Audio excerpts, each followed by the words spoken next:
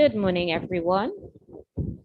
Let's get ready for the prayer followed by the national anthem.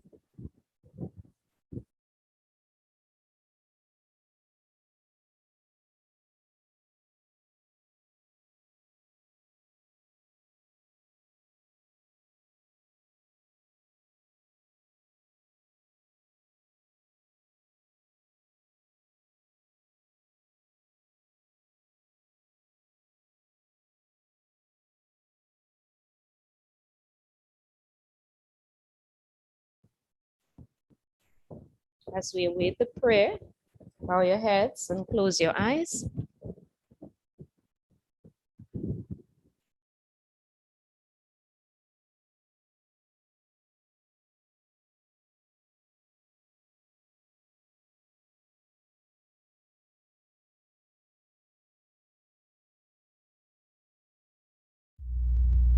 Let us pray.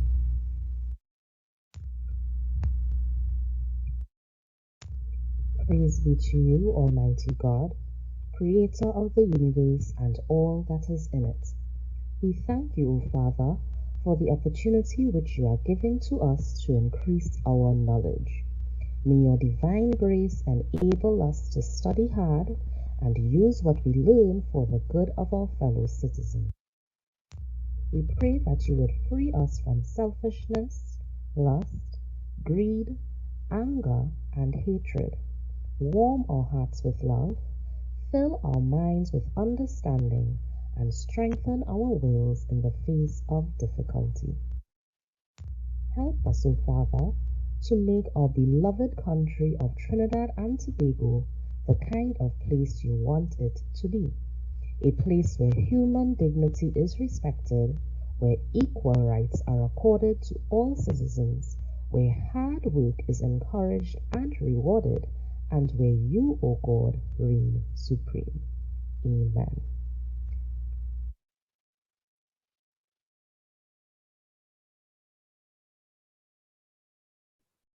We now get ready for the national anthem.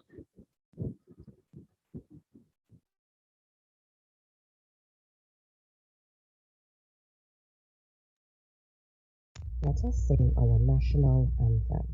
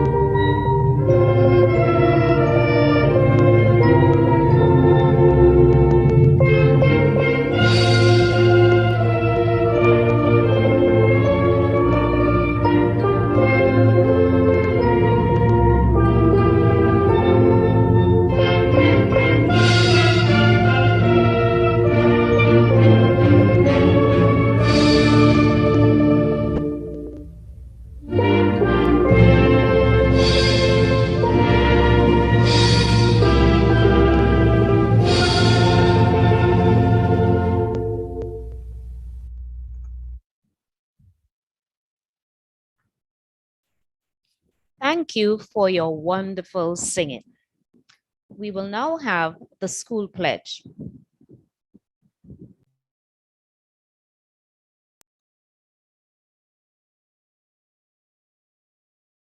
Our national pledge. I'm sorry. Let us say our national pledge. I solemnly pledge to dedicate my life to the service of my God and my country. I will honor my parents, my teachers, my leaders, and my elders, and those in authority. I will be clean and honest in all my thoughts, my words, and my deeds. I will strive in everything I do to work together with my fellow men of every creed and race for the greater happiness of all and the honor and glory of my country.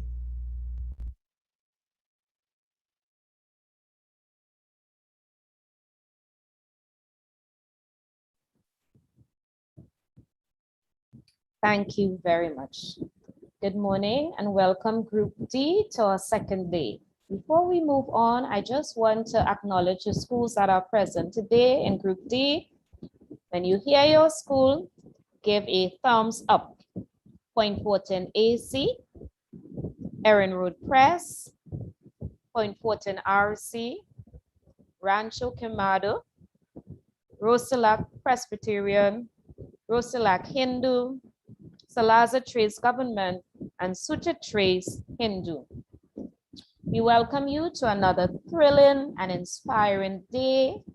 I know that you guys will be educated, you will be informed, you will discover new careers, and you will be able to explore a variety of careers. I want to remind you guys to be respectful at all times in the chat, and remember to take notes during each presenter session because there will be questions at the end. Thank you very much. And I now welcome Ms. Anne-Marie Rampisoon, Guidance Officer from the Student Support Services Division, to speak with you today of her career. Ms. Rampisoon. Hi, good morning. I hope that everyone is well this morning.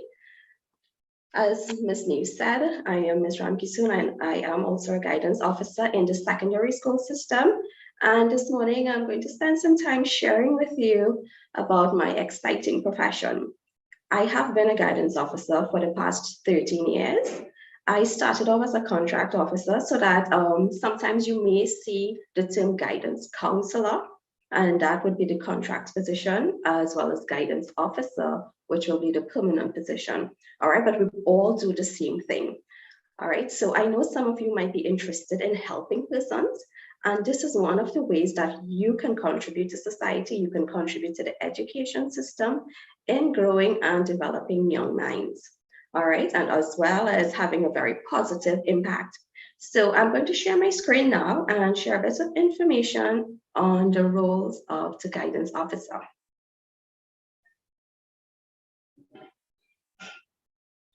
Ms. Neves, can you confirm that you're seeing my screen, please? Yes, I am, Miss. Okay, great, thanks. You're right, so getting to know your school guidance officer or your guidance counselor.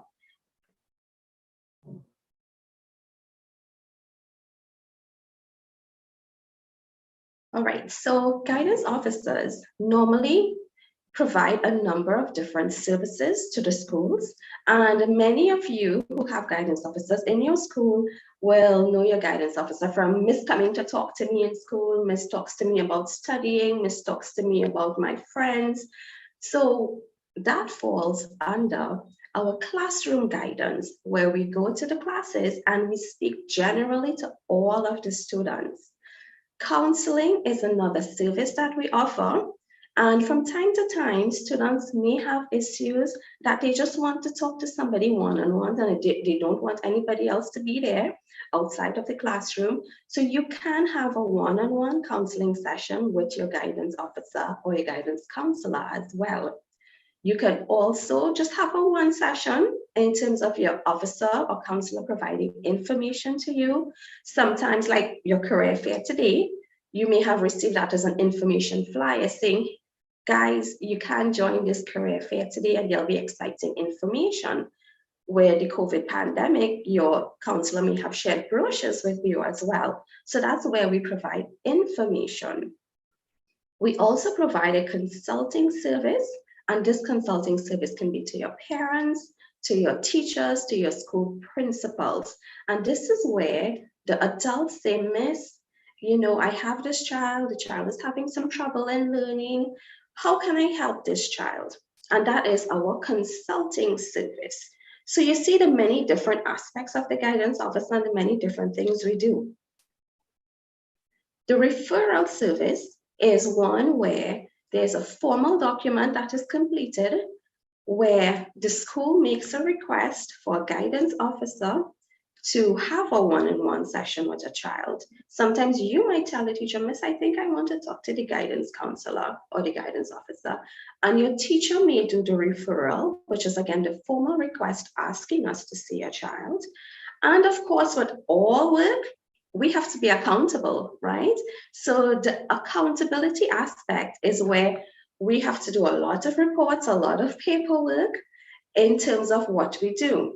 So sometimes you might see us on a school compound, sometimes you may not, but we are spread in many different schools, right? So you may not see us in your school on one day, but we may very well be in another school. And at the end of the month or at the end of the week, we are responsible for providing feedback on all the work that we do. All right. And a very large part of what we also do is advocacy, right? Advocacy means that we lobby for the rights of you, the children. Okay, so that we in advocating try to ensure that your rights are not violated and to also give you information on your rights as well as your responsibilities, right, guys? Because once you have rights, you also have a responsibility as a child. I know some of you may have questions, but at the end of the session, you will have an opportunity to ask your questions. All right, so that the classroom guidance that we normally do would fall within three main areas: academic guidance, career guidance, and personal social guidance. A large part of what guidance officers do would be academic and career guidance. We do some personal social as well, but again, our main focus would be on academic and career guidance. So let's take a look as to what each of these mean. Academic guidance can include helping a child improve their grades, working on study skills, time management. So you might say, on an evening, I just play every day and I don't spend any time revising my work, and I do my work last minute because Miss Last Minute does work real good. But with time management strategies, which are things that we will do in a classroom guidance session, we can teach you how to manage your time on an evening so that you maximize the time that you have between your fun activities as well as your responsibility as being a student. All right. Some things under academic guidance also include learning styles as well as text-taking skills. Under the career guidance, and this is part of what you guys are doing now, right? Finding out a little bit more about careers, about the world of work, maybe the education and qualifications that you need to get your dream job, right? Career guidance encompasses all of that. Sometimes your guidance counselor may also talk to you about secondary schools that you might want to go to, tertiary institutions that will help you to fulfill your career dreams. All right, so career guidance again looks at your career awareness in terms of giving you information on the world of work, your likes, your dislikes, what jobs you might best fit into, because for each of you, there will be a job that best matches your personality. All right, and it's important that you find a job that is well suited to you, one that you will love going to every day. All right. And thirdly, the personal social aspect. And as social beings, from time to time, we may have our little challenges, right? In making friends, in coping with challenges, especially with the pandemic. Some persons may have had issues in coping, right? So the guidance officers would have had sessions with you guys. And we continue to have sessions in teaching children and young persons how to be resilient and how to manage with challenges that they may experience, in resolving conflicts as well, sometimes between your friends, all right, between you and your parents, between you and your siblings. Sometimes there might be conflict, there might be issues, and you want somebody to talk to. You can do that one-on-one, or you can get some of these strategies in the classroom guidance session as well. Anger management, and of course, puberty, because some of you, I think, are in standard 4 and 5. So some of you are going through that process, and it's important that you get the right information and you learn to be healthy young persons. How do you meet with us? right? Some of you may be asking that question. So how do I get to see my guidance officer? How do I get to see my guidance counselor? Because sometimes Miss is not on the school compound. And I said, we are spread over a number of different schools so that one day you may see us in your school, another day you may not, right? So it's important for you to understand how can you get to seeing one of us? You can talk to your teacher and your teacher can set up an appointment. Your parents can come into the school as well and set up an appointment. But of course, if your guidance officer is on your school on a particular day and you see them and you say, Miss, I want to talk to you, that can happen as well, right? And that's where the self-referral comes in, where you approach Miss and say, Miss or Sir, I want to talk to you, okay? Now, some of you, when you meet with your guidance officer or counselor one-on-one, you want to know that whatever you talk to us about is held confidential, right? Confidentiality means that what we talk about stays between us. However, there are some situations in which we will need to break confidentiality in the interest of protecting you, right? Or in the interest of protecting someone else. So if you tell us something about harming yourself, or intending to harm yourself or intending to harm someone else, that is something we will not be able to keep confidential because it's important that we protect persons in the process of counseling as well. All right. And of course, when you meet with your officer, they will spend some time talking to you about it so you understand your boundaries. All right. So one of the major questions, how do I become a guidance officer? Right? And this is your career aspect of it. You've learned about some of the things that we do. It is a very exciting job. So how do you become a guidance officer? Becoming a guidance officer means that you must have training and education at the university level, meaning that when you leave your primary school, you will go into secondary school after your STA exam. You will write your exams at Form 5. Some of you may choose to do Form 6. Some of you may choose to go on to do tertiary, other tertiary forms of education and training. But coupled with that, you must have a university degree, you must have a diploma or any major courses in guidance and counseling, as well as experience in the field of guidance and counseling. Some persons may come in with equivalent forms of education and training, like sometimes persons might be teachers and they may have done the diploma in education. All right, so there are many different avenues for you to come in as a guidance officer, but what is important is that you must have a university degree, all right, preferably in the behavioral sciences, as well as some training and education in the area of guidance and counseling. All right, so we will move to the question and answer segment.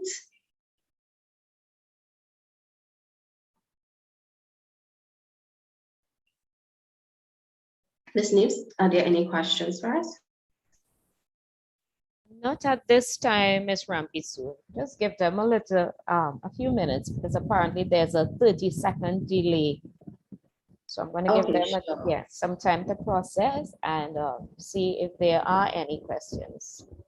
All right, there is a summary video as well to summarize the PowerPoint, but it's not necessary to show it if we do have questions coming in. Okay. No questions just yet. All right, I will stop sharing my screen now.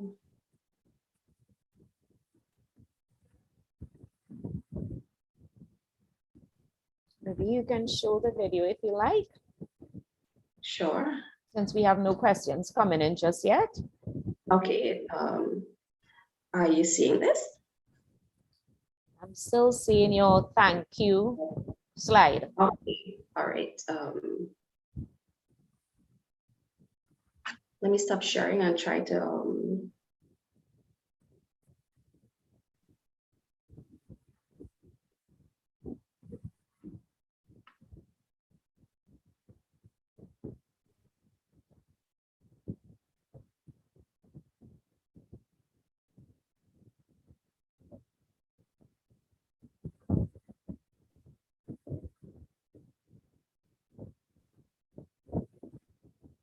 I'm not seeing my video coming up. Your video. Was it just in your PowerPoint? No, I sent it separately as well because it will take long to share from the PowerPoint. Okay. I'm wondering if the tech team can share it. It was sent as a backup. Okay.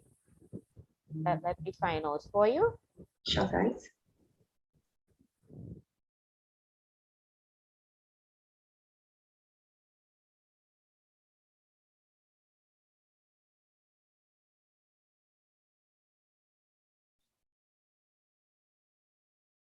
All right, so I am seeing a question here.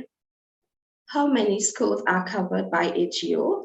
That really depends on the number of schools in the district as well as the officers that are available, and that is determined by the guidance officer too. So it may vary from district to district as well as between the primary and secondary school discipline.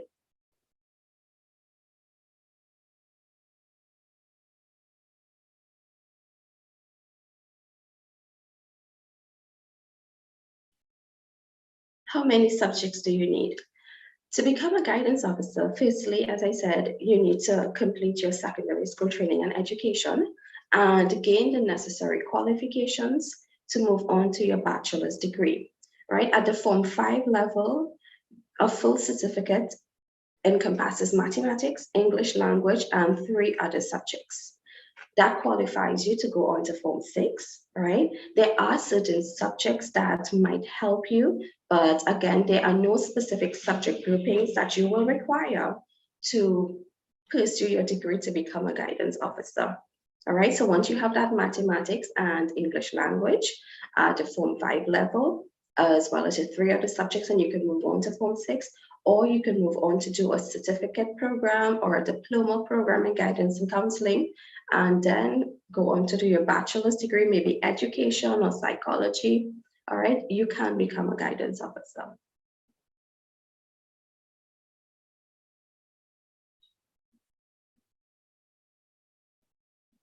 Sure. In terms of giving you guys examples of situations in which I help students with, many times I help students with study skills, all right, time management skills.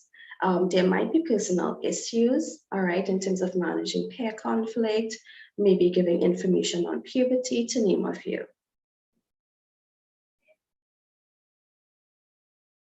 Miss Rampy apparently the tech team is trying to source the video.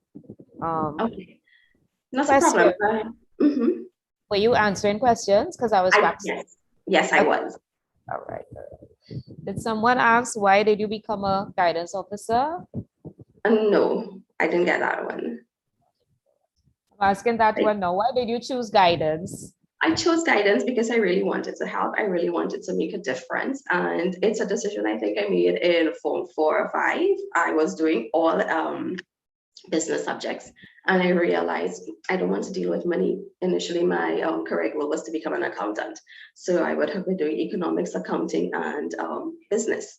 And I made that choice to change then. I still pursued all my business subjects, even up to Form 6. But at university, I did psychology because that would have streamlined me into becoming a guidance officer. Excellent. As a guidance officer, how will you help someone who may be having thoughts of suicide? All right, so that someone considering suicide is something that's of great concern to us because, as I mentioned earlier, protecting a child and protecting your life is very important, right? So that I will spend time talking to the child about strategies they can use to help themselves, but as well as strategies that we need to provide intervention for. All right, so normally in this case, we will have a parent consultation to inform the parent that this is what is going on with your child. Again, this is one of the situations in which we break confidentiality to protect the child, right? And we explore all the options of help with a parent and recommend that the parent takes the child to see a medical practitioner. All right. And of course, at school, we will continue to monitor and provide support, but it's important that the child gets a medical evaluation because that evaluation assesses the risk that the child may have when it comes to suicide. Thank you. We have your video ready. Do you still want the video? I don't mind doing the questions because I'm seeing some more questions. And as I said, the video is a summary of the PowerPoint. Okay, no problem. So we will just do the questions. Someone was asking, can there be more than one guidance officers in a school? More than Yes, one they guidance? can. Yes, they can, depending on the size of the school, as well as depending on some of the issues that are being dealt with on a daily basis. There can be more than one guidance officer in a school. Ms. Williams, there was another question there, but I missed it. Did you see it, Ms. Rampitsoon? Yes, are there guidance officers in every school in Trinidad and Tobago? No. Right? Again, based on the types of schools, right? Based on the availability of officers, you may have an officer based in a school, and then you will also have that officer assigned to support another school. So although you may not see a guidance officer physically on a school compound every day, it doesn't mean that the service is not there. All right, I'm seeing another one. If you can't help a student, how do you handle the situation? So as guidance officers, we have a network, right? So within student support services, we have school social workers, we have specialist persons like a behavioral specialist, maybe a school psychologist. We have special education teachers. So depending on the presenting concern, if it cannot be managed by the professionals within student support services, we extend to our external network. So sometimes we may have the need for TTPS to come in. Sometimes we may have the need for National Family Services.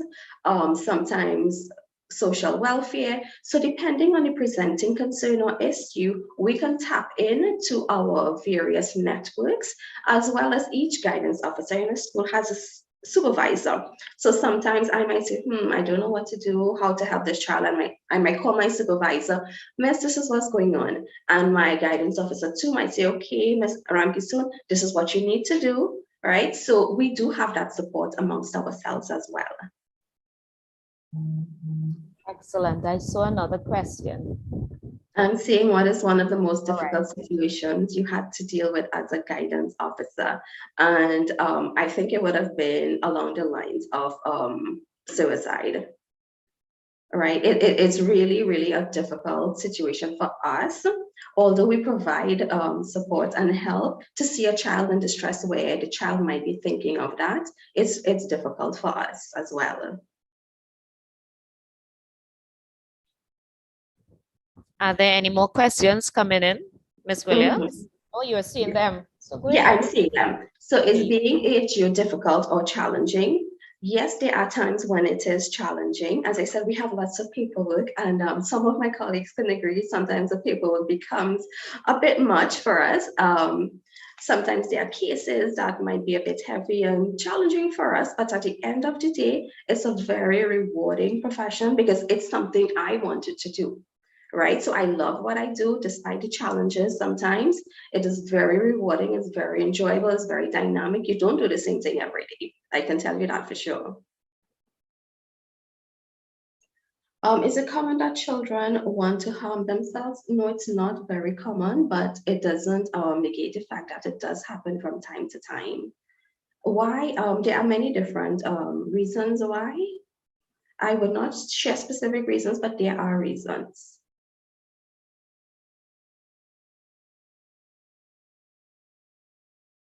I'm seeing, is there a required age? Is it okay to become a GU?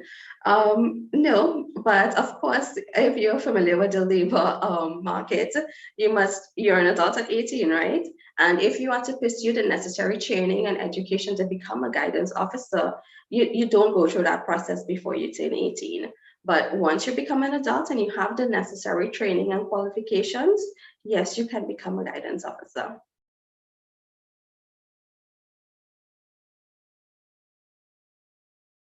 Any more questions? That would have been my last question. I'm not sure if any more will be coming. Okay, great. Ms. Williams, do you have, oh yes, can you recommend schools to do a degree for guidance? All right, Yes, so universities. There is no specific degree for guidance, but there is the guidance and counseling certificate program with the University of the West Indies. There's a bachelor's in education at USC with the University of the West Indies as well. There's the psychology program. All right. Again, the bachelor's in education program as well. So you are looking at all major universities really to pursue some of these courses.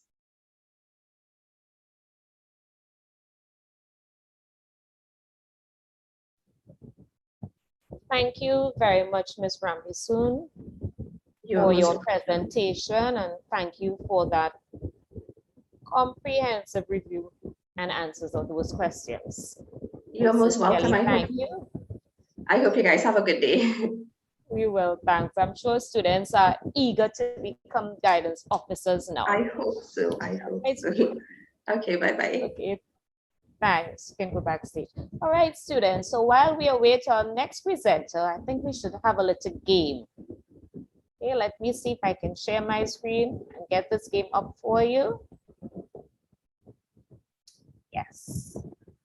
No, not that one, this one.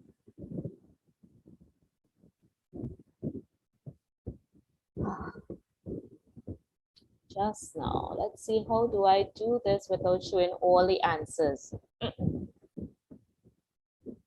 Stop share. Sorry guys, not that one. I have to figure that one out. The answers are on the screen.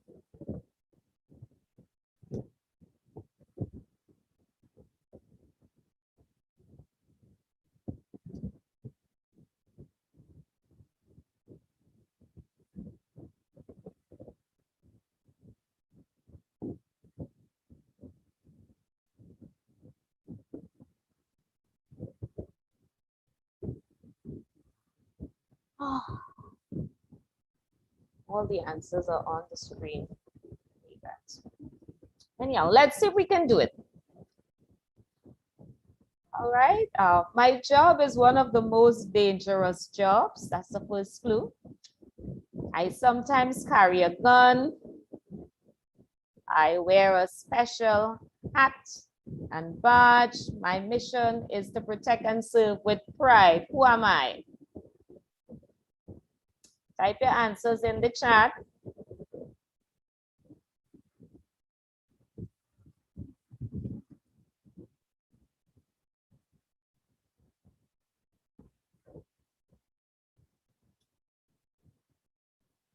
Let's see if I have some response. Oh yeah, police officer.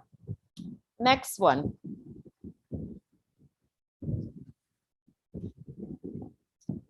I can travel all over the community.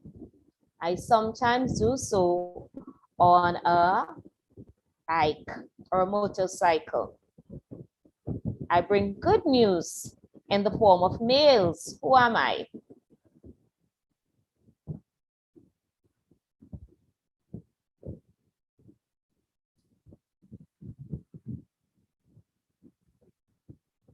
Quickly type your answers in the chat.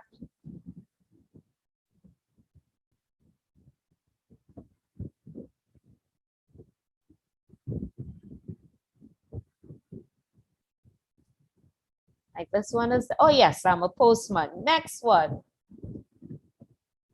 I help feed the nation. I provide food for the nation. My job may involve dirt and green things. Who am I?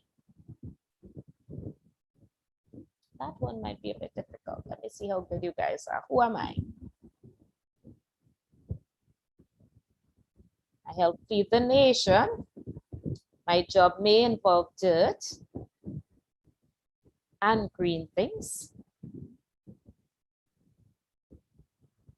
It can be very, very tiring.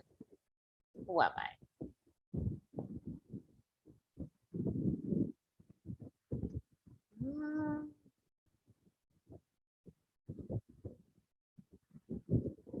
Oh, yes, I am a farmer. Good job. I am a farmer.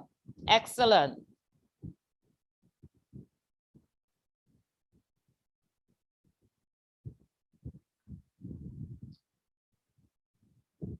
Next question.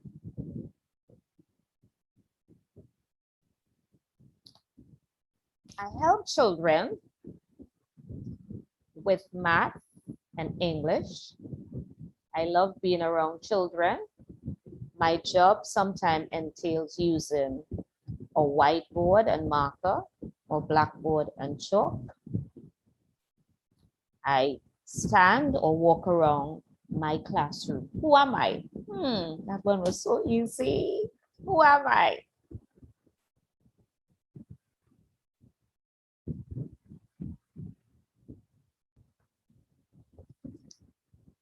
Yes, I am a teacher. I am a teacher. Ah, this one. My job may seem like a game because it is a game.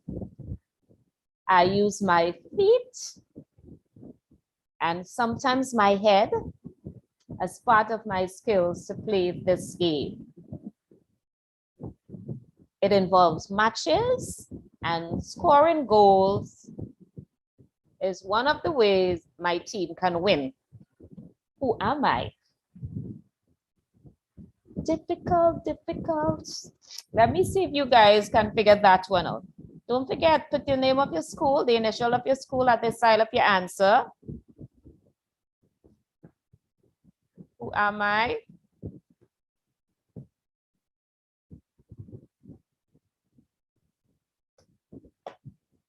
Yes, I am a footballer. Next clue. In order to do this job, I must love history and research.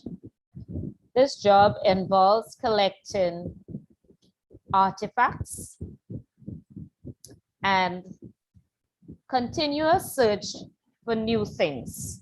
Who am I? This one might be a bit difficult, but we have had this person on with us. So let's see, who am I?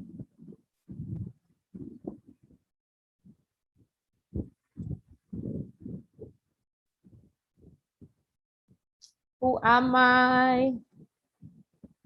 Oh, I work in a museum.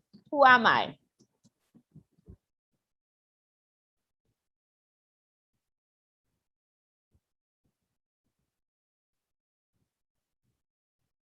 Okay, so I am a curator. C-U-R-A-T-O-R.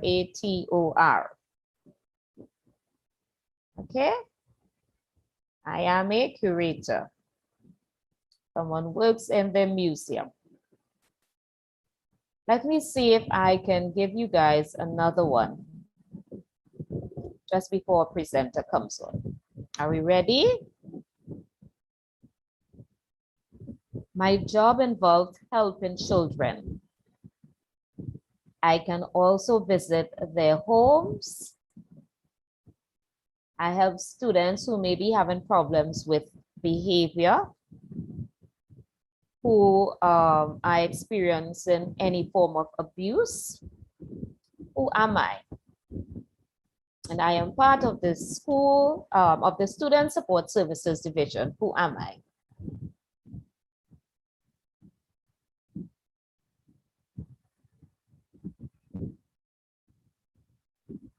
And I'll give you one more clue. I also, nope, that's one person. Yes, he or she will also help, but we're looking for another person. I am not in the classroom. That's the guidance of, yes, I am a social worker. Good job, guys, good job. All right, I think we have our next presenter here with us. So let's take a little break, stretch, take some deep breaths, get your thinking caps on as we get ready for our next presenter. Just excuse me 1 second, please.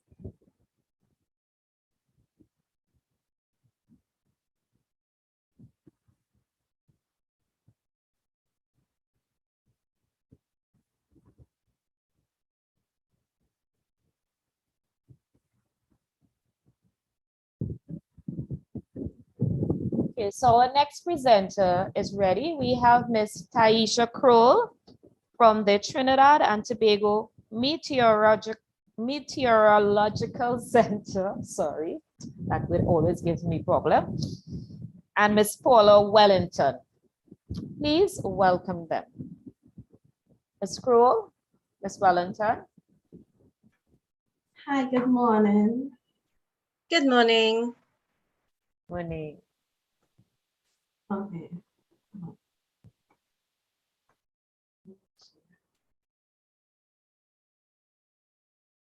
A pleasant good morning to each and everyone.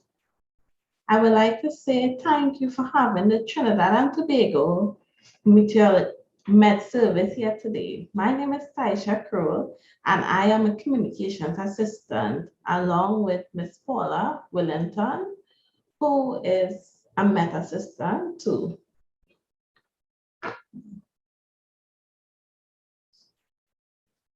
Today, I will be sharing with you guys what are some of the rules of Trinidad and Tobago Meteorological Service.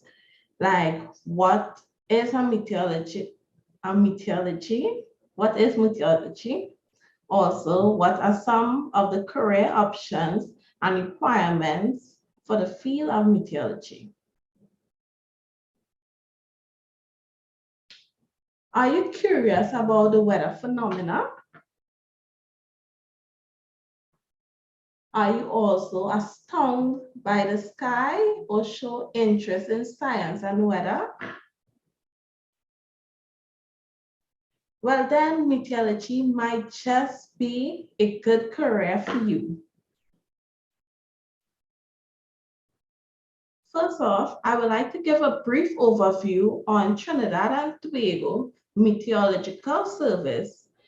The TTMS is Trinidad and Tobago National Meteorological Service and the government agency responsible for providing a range of critical weather and climate data, information, products, and services, such as climate products and services, in addition to early warnings for all meteorological hazards like adverse weather alert, hazardous seas, flooding, tropical cyclones, tropical depression, tropical storms, and hurricane to safeguard lives and property, and also for sustainable development planning. Okay, what is meteorology? For those who may not know, the word meteorology was taken from the Greek word meteoros, which means something that happens in the sky.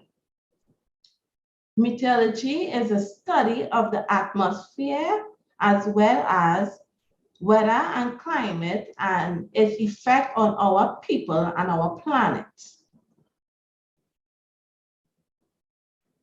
Here we have some of the career options in the field of meteorology. There is the meteorological assistant, also known as a weather observer. A senior meteorological assistant who is in charge of supervising and instructing the Met assistant, also quality control data and preparing reports and summary. We also have an equipment repair technician who is in charge of installing and repairing meteorological equipments. Next, we have a meteorologist or forecaster who monitors weather, provide weather forecasts, warnings, and etc. And then we have a climatologist who seeks to monitor climate and provide climate outlooks. Allow me to explain the responsibilities of a meteorological assistant in addition to the qualifications you will need to become one. A weather observer is accountable for observation of general weather conditions, the use of necessary instruments to carry on other meteorological duties, for example, temperature monitoring, rainfall monitoring, wind speeds and direction monitoring. In order for one to become a meteorological assistant, you will need 5 CXC passes, inclusive of mathematics, English, and physics. Those 3 are the most important. So when you reach a secondary school and it's time to pick subjects, you must do those 3 additional to whichever 2 you would like, if you would like to go into the field of meteorology. After you have obtained your 5 CSEC passes, you will need to do an entry meteorological technician course at the Caribbean Institute of Meteorology and Hydrology, which is based in Barbados, for 4 months. So after those 4 months, you would then go on to complete an on-the-job training at the Met Service for 2 months. At the meteorology position, there are 4 levels of meteorologists, which are meteorologist 1, meteorologist 2, meteorologist 3, and 4. They all have different levels of experience and functions. Here we have some weather instruments. To the top left-hand side, we have a surface screen, which holds a thermometer. To the bottom of that, we have a sunshine recorder, which records the sunlight. In the middle, we have a rain gauge, which tells us how much rain there is. Then we have an anemometer. That was always gets me. And to the bottom of that, we have a barometer. I would like to share with you guys a short clip.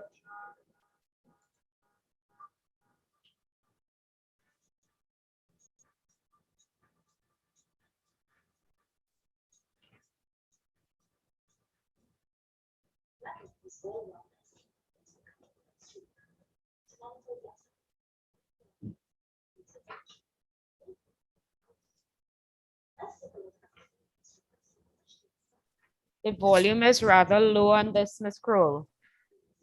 Oh. Is it better?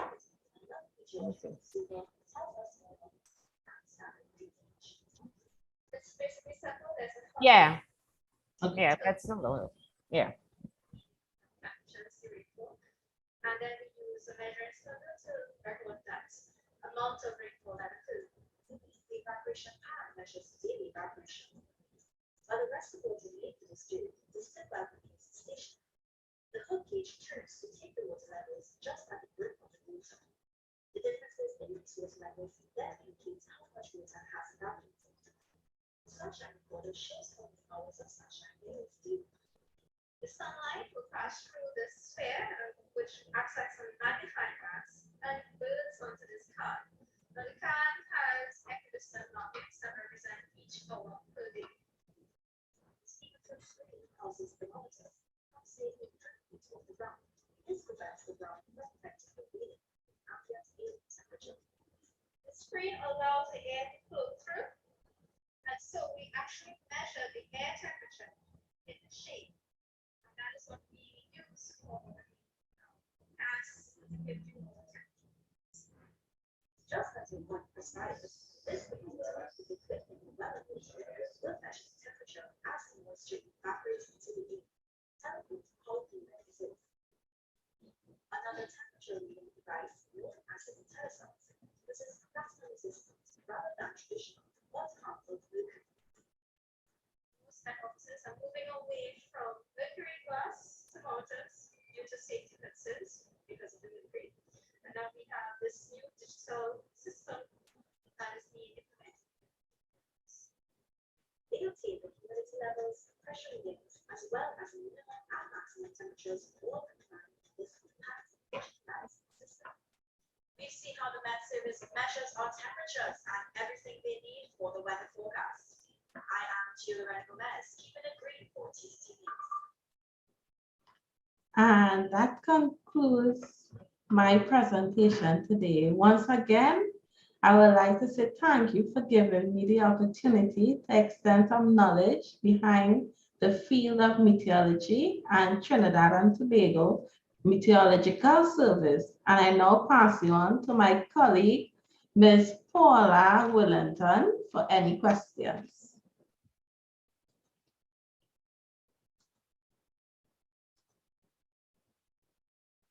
Okay, so I am Paula Wellington, meteorologist at Trinidad and Tobago Meteorological Service. We are different from TNT Weather Center. Let me put it out that TNT Weather Center is a social media site, but the Trinidad and Tobago Meteorological Service is the government agency that has been mandated to provide weather information for Trinidad and Tobago. So if there are any questions, I am available to answer, please. Apparently, the students, because there's a 30-second delay between us, apparently the students are still looking at the video feed on YouTube. Yeah. Yeah. So you guys are on Zoom, they're on YouTube. So let's give them about 2 minutes or so, and maybe we will have some questions coming in from them. But Ms. Kroll, how long have you been a Met assistant? Is that your position? Yes, I'm a Met assistant. All right. Not From a the Met assistant, a communications assistant. communications assistant. Yeah. How long have you been a communication assistant? 3 months. 3 months. Only 3 months. Okay, good job. And Ms. Wellington, you're the Met assistant. No, I'm actually a meteorologist. You're the meteorologist. So, yes, I have. She said the word perfectly. You can tell. Go ahead. Okay, so I have actually been in the service for over 20 years. I have been a Met assistant for about 10 years and a meteorologist for 10 years, and I was on scholarship for about 3 years. Yeah, about 3 years. So roughly around 22, 23 years I've been with Trinidad and Tobago Meteorological Service. Okay, so we have some questions coming in for you guys. Number one, how does a barometer work?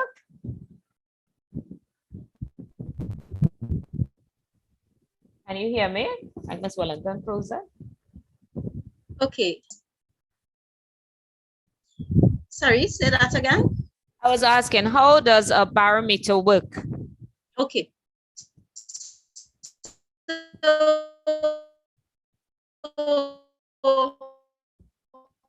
Well, a barometer measures the atmospheric pressure, well, of the atmosphere. So if you, how to describe, okay, the atmosphere is the air pressure is the weight of the atmosphere on the Earth's surface. On the Earth's surface, you can, or envision it in your mind, the atmosphere pressing on the Earth's surface, then you could be aware of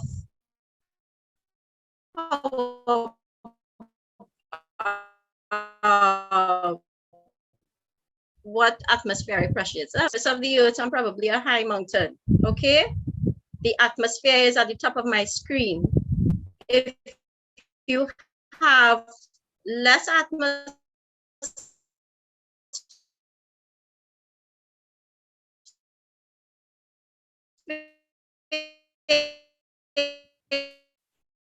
You keep breaking up, Miss Wellington. at the top of this, close to the sea.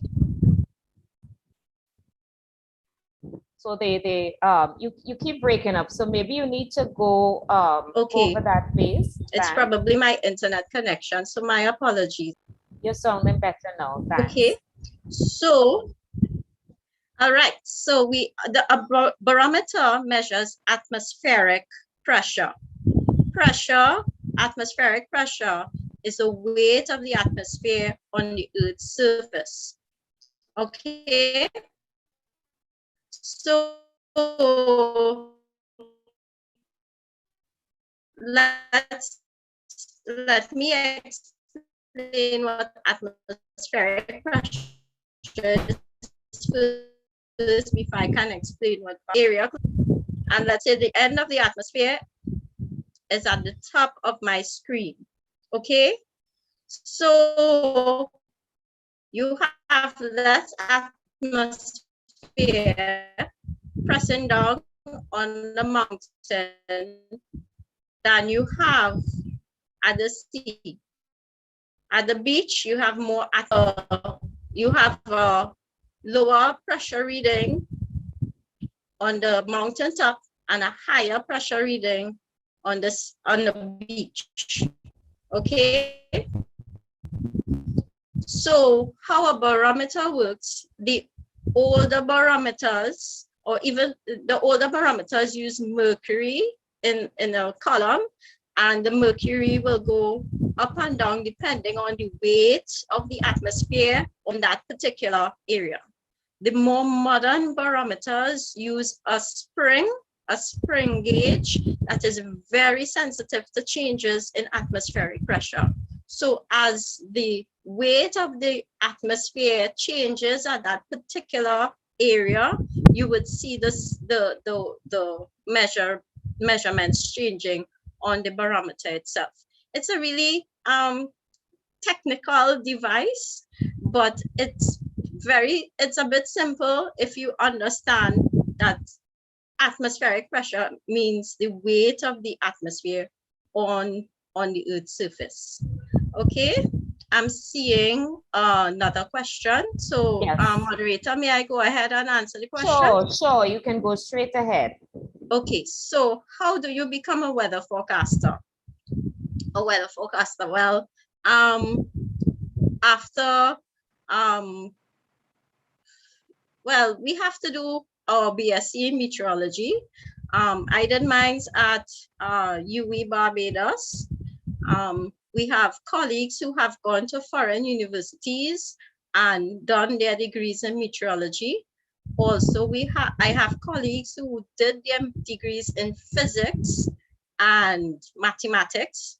The most important subject area for meteorology is physics and mathematics. Geography helps understand, but it's not important. Okay, most important is physics and mathematics, because a lot of the forecasting has to do with understanding how things work, which is basically physics, and a lot of calculations, which is basically mathematics. Okay, so to become a weather forecaster or meteorologist, there is two streams that you can become well, in the Caribbean. There is the Met 2 position, which is 18 months in Barbados training, but obviously you will have to have all the other trainings from before. Or there is the BSc or the Met 1 position, which is a 3-year training in the field of meteorology. Now, the thing about it, in Trinidad and Tobago, the position is a government position, so scholarships would be issued, advertised, and then given out. So once there is an opening in the government service, then you can become apply. All right. However, if you're not limiting yourself to Trinidad and Tobago, and you want to still study meteorology, the world is open to study that field at university level, and you can go on to become a meteorologist, I guess, anywhere in the world. I hope that answered that question. Can I skip the tornadoes and come back to that? Sure, you can answer in any order you choose. Okay, it's fine with us. The headquarters, we are located at Piaco International Airport. Our main focus is towards the aviation personnel industry, because atmospheric pressure is important for the landing and taking off of aircrafts. Okay. What inspired me to become a meteorologist? I just, I will be studying in school and looking up in the sky and looking at the different shapes of the clouds and stuff. I had a liking for physics. Physics didn't really have a liking for me, but anyway, we fought and I prevailed. But that seems to be a similar story to a lot of persons who are in the meteorological field at this point in time. Just looking up at the sky, asking questions about why certain weather conditions occur, and the shapes of clouds and all of that. Is your job difficult or risky? When you hold people's lives in your hands, yes, it is risky, because, as I said, our main focus as aviation meteorologists, and note there is, we are aviation meteorologists in Trinidad. There are other types of meteorologists across the world, but we are basically aviation meteorologists. And as when you have to give information to industries that has people's lives in their hands, yes, there is a risk involved, and that's why we have to be really aware of what is happening in the atmosphere, make sure that our instruments are reading right, giving right readings.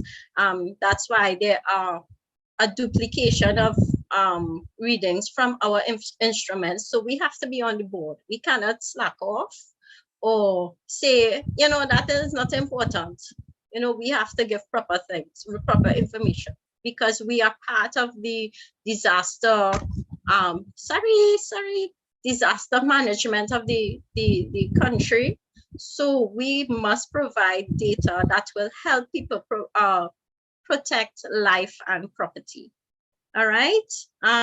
What inspired me to become a meteorologist? I guess it's, after being a meteorological assistant for 10 years, the opportunity presented itself to move up. So I think that was the process of going to become a meteorologist. What is the most amazing results you have gotten from a test on the atmosphere?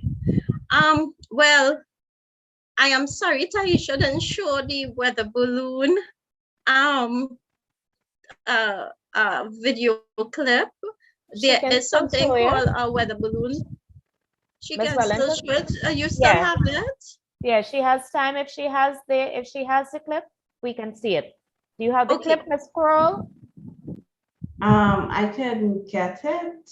Okay, so while she's working on getting it, I could go ahead and answer the question. Yeah. Yes. Okay. So sometimes when we have a storm in the area, or we have severe weather coming in, sometimes the sounding, which is what we're gonna see when the video clip comes up, gives you certain information. It may be different from the normal stream. Everybody could say the weather forecast for Trinidad, fair to find with a few showery spells, but sometimes it's different. And when it is different, it helps you start to think about why is this so, and what can be the results? And I think those may be, you know, exciting times when you see a lot of tall clouds growing and those beautiful cumulonimbus clouds spreading across, which are pretty dangerous, because from out of those we can get those tornadoes and gusty winds and heavy rainfall and street and flash flooding. And at times, you know, the weather may become pretty severe, but it it's a bit exciting in the office, which will bring me back to tornadoes. What are the types of tornadoes that can happen in Trinidad and Tobago? Tornadoes are not frequent, but we do have mostly water spouts because of our landmass. We're pretty small compared to the United States. So a lot water spouts. There was one that touched down on land a month ago. There was one that touched down on land a month ago in Tobago. But it's pretty rare, probably once a year, or lately we have been seeing more than, you know, like twice a year or something like that. But we have very mild tornadoes, very narrow tornadoes, very short-lived tornadoes. And it also has to do with the depth of the atmosphere in certain areas. Let's take, for instance, in the tropics, the atmosphere is a lot deeper than over the continental United States. They have a shorter atmosphere. You may not understand everything that I'm saying, but just know that there needs to be more energy for a big tornado to form over Trinidad and Tobago. So we would only have very small, short-lived tornadoes over Trinidad and Tobago. All right, Taisha, do you have that video? Yes, I do. I can play it now. Yes, please. Thank you.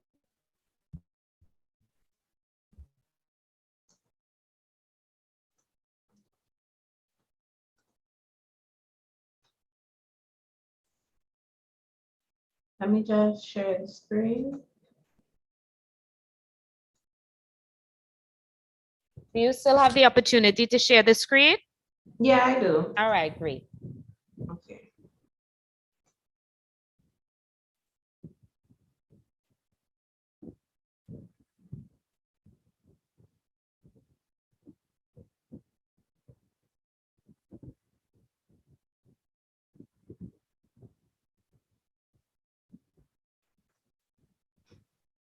Volume.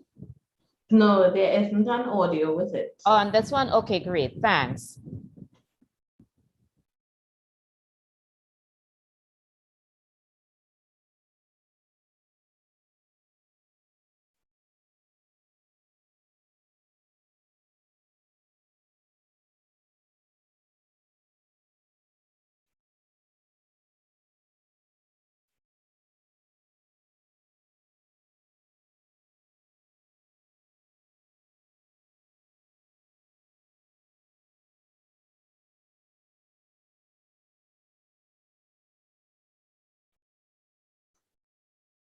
Okay. Thank you, Taisha. I must give kudos to, in this video, we had Miss Yogita Ramrup. In the previous video that was shown on TTT, that was Miss Savitri Gangadine, both meteorological assistants working at the Trinidad and Tobago Meteorological Service. All right, I'm going on again to the questions. I will come back to the tsunami question. What is interesting about your job?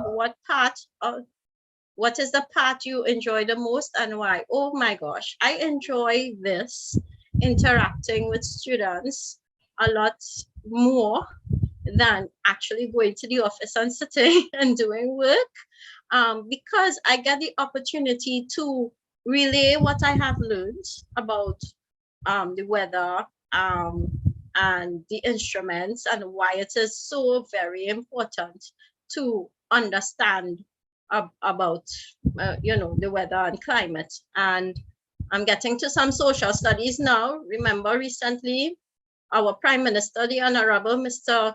Keith Rowley, was in Glasgow, Scotland, on a climate conference, okay, talking about the importance of climate change, or how climate change can affect countries, especially developing countries like Caribbean countries, Trinidad and Tobago. And the Honorable Mia Motley from Barbados gave a really, really inspiring speech. So if you are interested, you can go back and check those, especially Miss Motley's speech about why is it important for us to be considering climate change and how everyone is responsible for what happens around them. So what is important with the weather? And I think that is another question. Why is it important to know? Well, obviously to know what shoes to put on to go out, right? When to go to the beach, when to why is rain falling at a particular time? Okay, remember there are two seasons in Trinidad and Tobago, the dry season and the rainy season. And mind you, we have a lot of people calling and asking if they can fix their roofs in the rainy season, and asking, I need 3 days, I need 5 days of no rain, when can I get it? And Miss Wellington will want to tell them, wait for the rainy season, wait for the dry season, but I can't, right? I will be very arrogant and obstinate by giving an answer like that. But when it's rainy season, we have more occurrences of rainfall during that period of time. And during this dry season, you have more occurrences of dry weather. So the best time to fix your roof, let's say, would be in the dry season time, okay? When do you go to the beach? You do not go to the beach when there are hazardous seas alerts out. That is how people die by drowning, when they fall off a boat or whatever, and then they will come and like, my boat just crashed into onto the beach. Why nobody said anything? Okay, so when there are hazardous seas, rough seas, we are mandated to let the public know. When there are occurrences of rainfall events that can cause 3 and 4 days of rainfall, there are places that flood very easily. Okay, a little bit of rain can cause certain areas to flood quite easily, and it has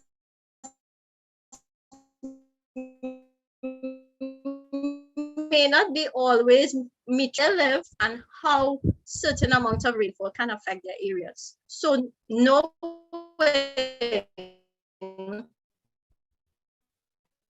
You're breaking up a bit, Miss Wellington. Knowing how to react at certain points in time. Realize my internet is kind of being unstable. My apologies for that. How certain aspects or parts of the atmosphere, rainfall, temperature change affects us, we need to inform the public. Another thing, we supply a lot of data to agriculture, because temperature changes affects animals, temperature changes affects plants, rainfall amounts affects plants. There are different things that can, even pests and diseases will thrive in different environment based on rainfall and temperatures. Okay, so it's not just for John public, but it's for different areas in society. Construction needs particular information. Tourism needs particular information. So there are different industries that require weather information. How often are instruments replaced or service, I cannot answer that question. That will be for our tech department. So if that is a very valuable question to you, I guess we can be contacted via the communications department and we can get an answer to you. Okay. Working hours 24/7. Sorry. That is once you're in the weather, you will be home sleeping, and once your rain starts to fall, your ears perk. But working hours for meteorologists are quite long. But we also work shifts.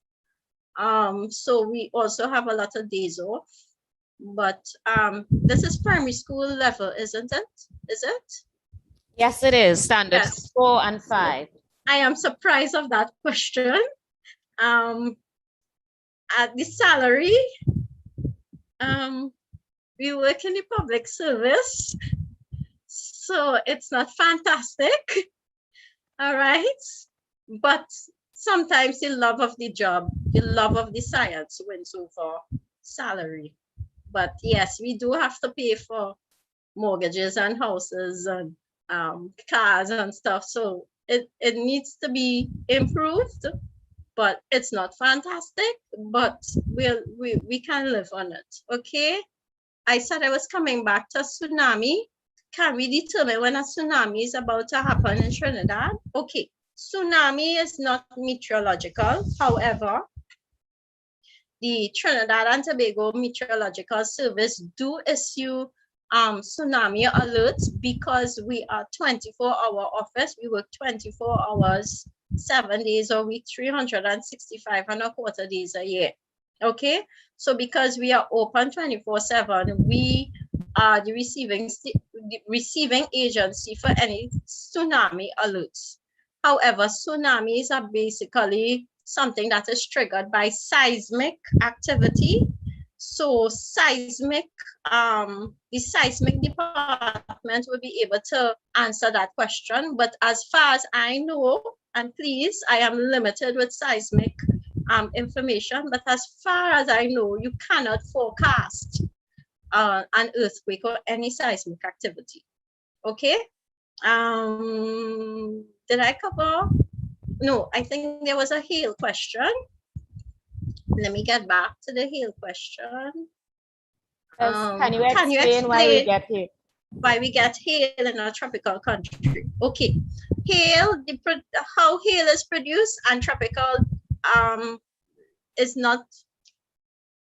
It's not because we are tropical we don't get hail. All right, you can get hail anywhere. All right, it's how it is formed. So we don't get snow in Trinidad because the formation of snow is different to the formation of hail. So you will get snow when the temperatures drop below freezing, and that happens in temperate countries and polar countries. All right. Hail, however, is formed in a thundercloud, which we also call a cumulonimbus cloud. It's a very beautiful cloud, very tall cloud. It has the lowest base in the atmosphere and can go to the top of the atmosphere and try to protrude out of the top of the atmosphere. There's a lot of energy in there. All right. So out of a cumulonimbus cloud, you can get some really strong winds. Okay. Out of a cumulonimbus cloud, you get lightning. And whenever lightning is produced, you hear the thunder, the boom, okay? Because of the electrical interactions within that cloud, all right? Because there is wind, a lot of wind, there is wind going up and down into the cloud. And because it is, the surface will have warmer temperatures and the top of the atmosphere is very cold.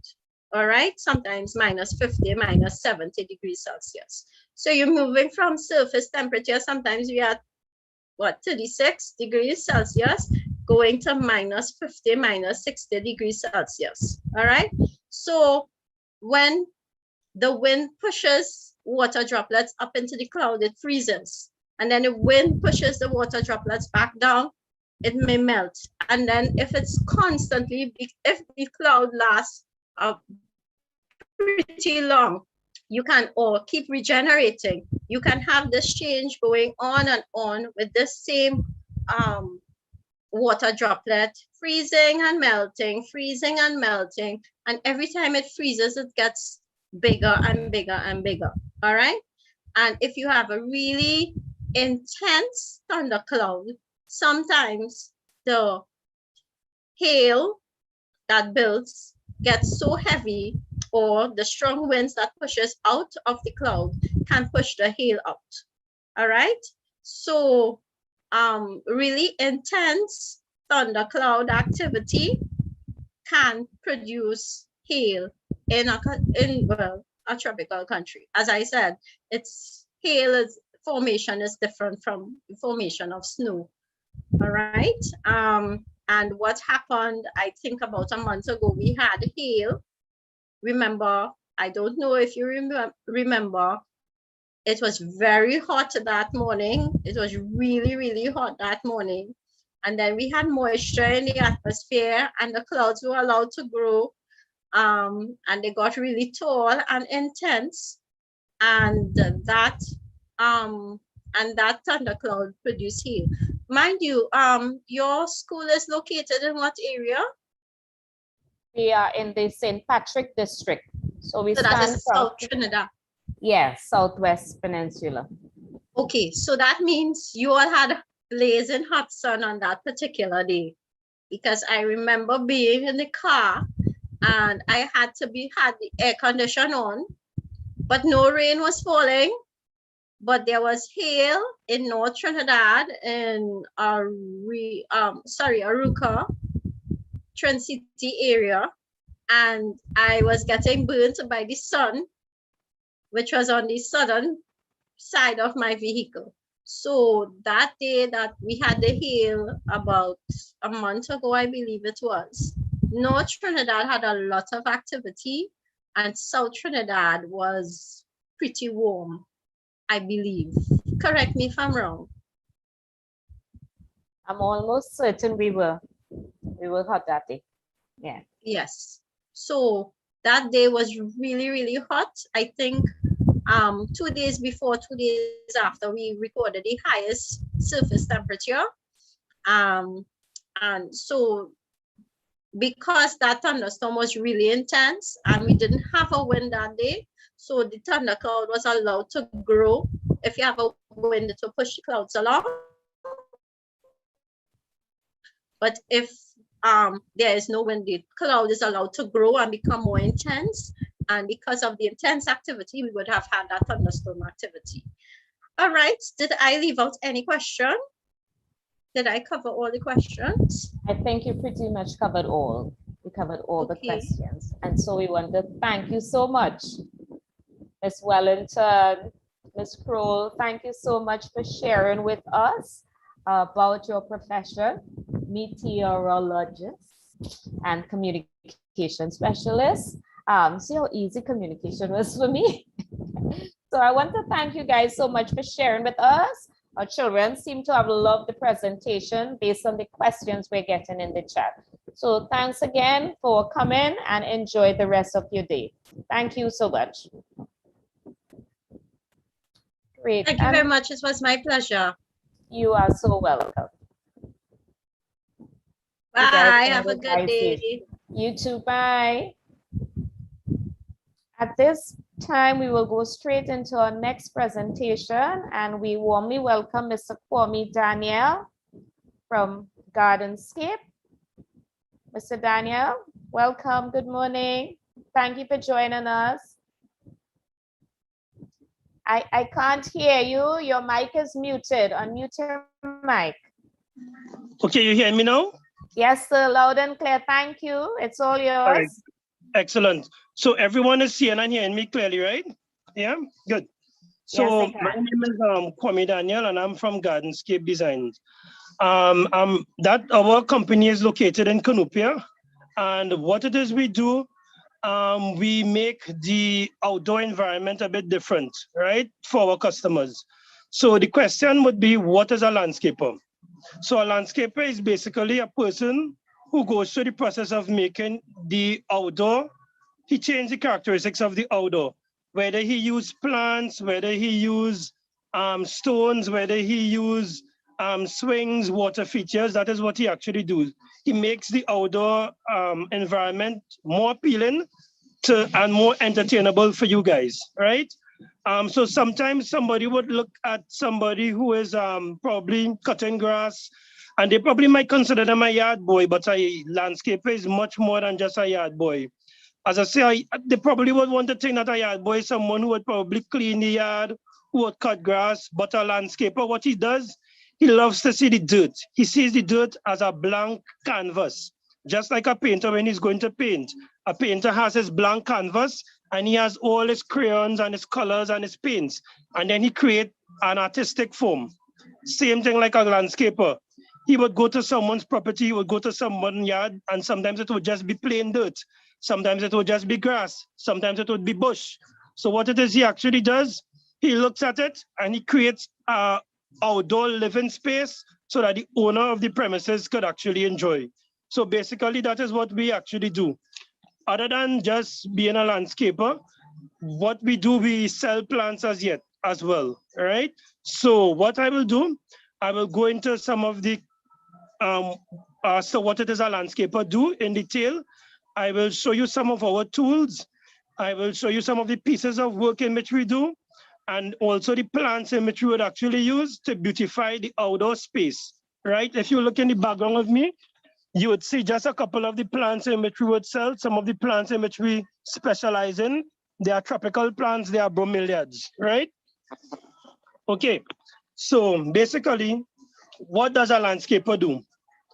A landscaper maintains yards, right? So he cuts grass, he prunes trees, so he does hedges, he cuts hedges. So he uses his special tools to cut hedges. He controls weeds. So he removes weeds from the landscape and he actually controls the weeds from growing as well. He installs swings, he installs water features, he installed the playground. So when you go to the playground and you see all these swings and all these different features, as a landscaper would actually design that. He designs the outdoor layout and he installs the different pieces. He installed the different pieces and all the different features in order to make them livable and enjoyable. What does a landscaper does as well?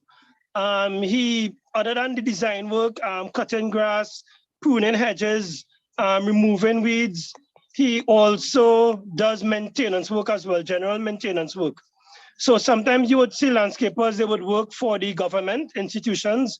Sometimes they would work for private companies, or sometimes they would work as independent contractors being themselves.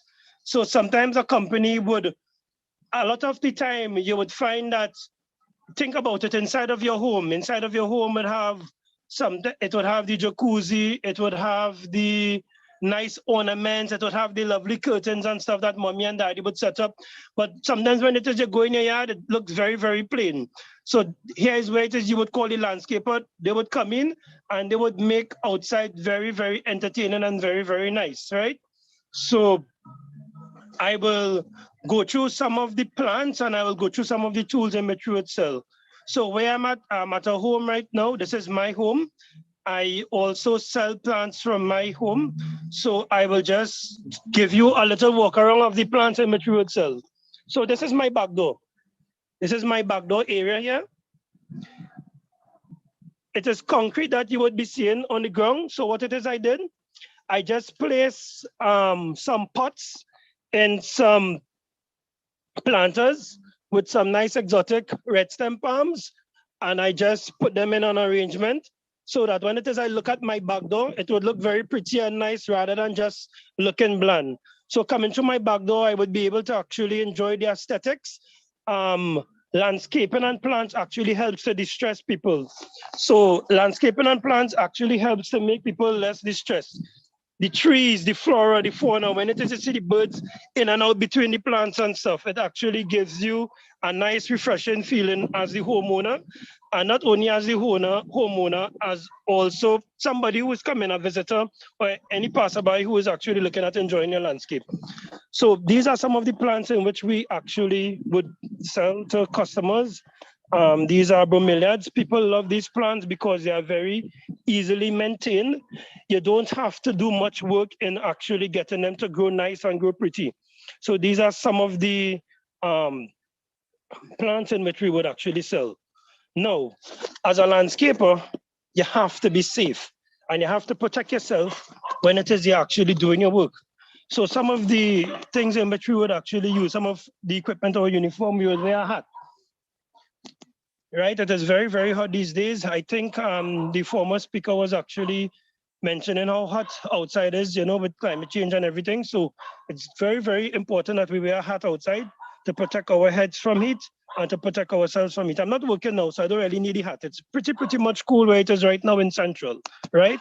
You also have to wear safety boots, steel tip boots, because sometimes you will be moving heavy equipment like blocks. You might be using a cutlass to cut something and you want to protect your feet. So you need to use your safety boots.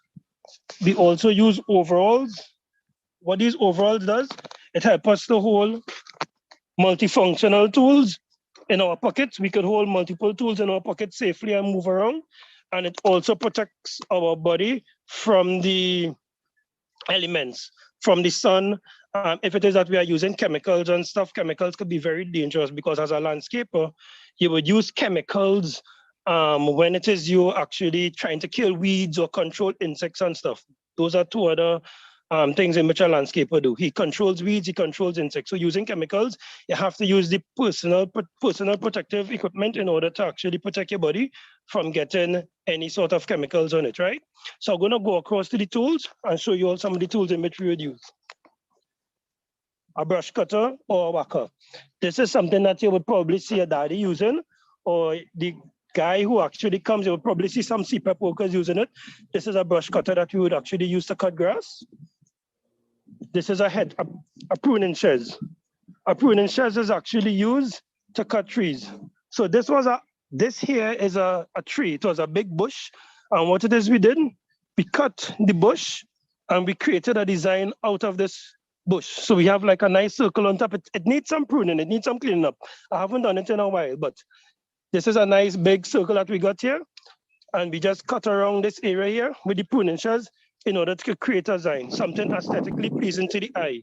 So rather than just seeing a big old tree in a yard, we decide to actually cut it and make it something a bit more interesting. This is a blower. So once it is we actually finish cutting using the brush cutter and cut the grass and also prune out the trees, we would use the blower in order to blow the grass. Typical tools again, shovel, a broom to sweep. We also have an edger, right? So when we are doing the grass, in order to get this straight edge, we use a edger, cutting tool, in order to get a straight edge along this area, just like a barber. When you go to the barber, you take a nice mark in order to make sure that the haircut looks complete. Same things we actually do. So this hedger would actually give us that complete and full look. You would use a hoe. You would use a hoe for pulling out weeds and for plowing the land, especially when it is we want to do garden beds, when it is we want to install plants. And another ingredient here that we would use is chemicals. What chemicals would actually do? It would help us to control weeds. It would also help us to control insects as well, because a lot of the time, you would have to do some degree of pest management when doing the landscaping work for yourself, for customers, etc. So this here is some landscaping in which we did. So this area was just dirt. So what we did, we installed grass, installed the plugs so that we could get a nice lawn for children to run on. And we put some nice Mediterranean trees in the ground. These trees are called Italian cypress. They grow to about 40 feet tall. And these trees are very aesthetically pleasing to the eye. You would usually find these trees in upscale neighborhoods because of the look that some upscale folks would want to get. It's a Mediterranean, Italian look, an exotic look, right? So again, when doing landscaping as well, you have different types of customers that like different type of look. Some folks like the tropical look. We are living in the tropical look, so we use tropical plants like bromeliads, like palm trees, etc. Right? So this here is a piece of tropical landscaping which we did here, right? So at the side of the house with the Italian cypress, this is a somewhat Mediterranean look. Mediterranean, Europe. So a lot of people in Europe, they like this type of landscaping, plain simple, just the grass and Mediterranean trees. Now in the Caribbean, we have tropical plants. So we would use palms. We would use palm trees and we combine it with bromeliads, right? This is a piece of landscaping work that we did here. Needs some neatening up, right? So what we did, we actually used grass as a edging, and then we placed bromeliads and palms in pots. We also use stones because stones is one of the tools, one of the main ingredients that we use in landscaping as well. So landscaping is not just the plants. We could use statues, we could use stones, etc. Remember, I was speaking about the pruning shears, right? Pruning shears that we would use to cut hedges and stuff like that. So this is a hedge here as well, where we would use the pruning shears to actually cut, to get straight lines in order so that it could be aesthetically pleasing and it would not be going all over the place, right? So I don't know if anyone had any questions in between, or should I just continue and questions would come at the end? I'm not too sure how it works. Moderator? You can have a mixture. You can have a mixture of both, Mr. Daniel, so that if Okay. there are questions coming in now and you want to take them now, that's okay. If you want to save them for the end, that's okay as well. Someone Well, is already asking. Go ahead, you go ahead. If anyone has any questions, I could take it now and I could continue after. All right, they've got one question so far. What inspired you to get involved in landscaping?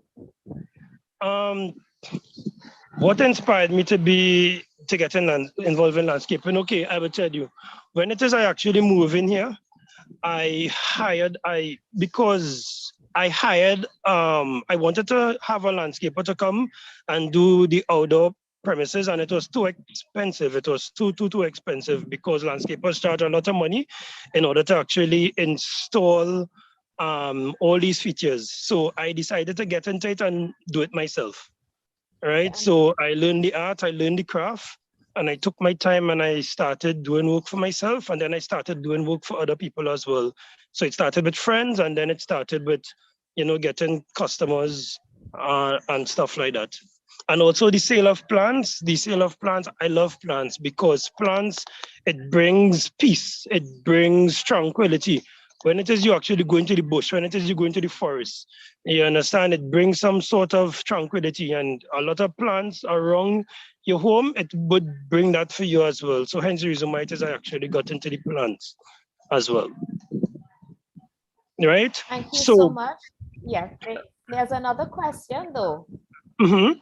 So they're asking what training is required, because just as you were saying, you went in and you learned the business yourself, but what training is required? What are some special skills you need to become a landscaper?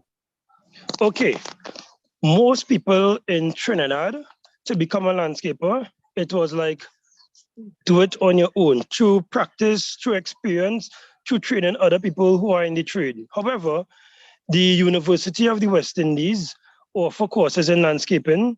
You have private people who would actually do courses in landscaping.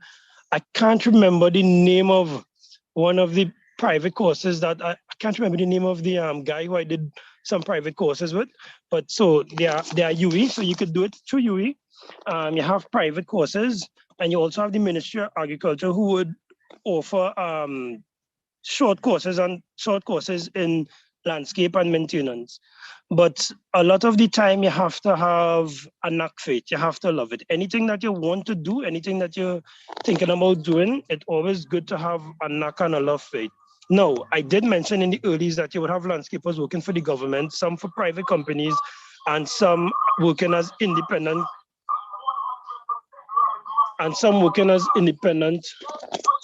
excuse, right, and some working as independent contractors. Now, the thing about it is that I would always encourage anyone, anything that you're all doing, whether it's landscaping, whether it's to become a doctor, whether it's to become a lawyer or what have you, always include the business aspect of it. A lot of the times they don't, I don't know if I'm going too far, miss, but a lot of the times they don't teach you in school to do business. They teach you to work for someone, for getting a paycheck, for working for a paycheck.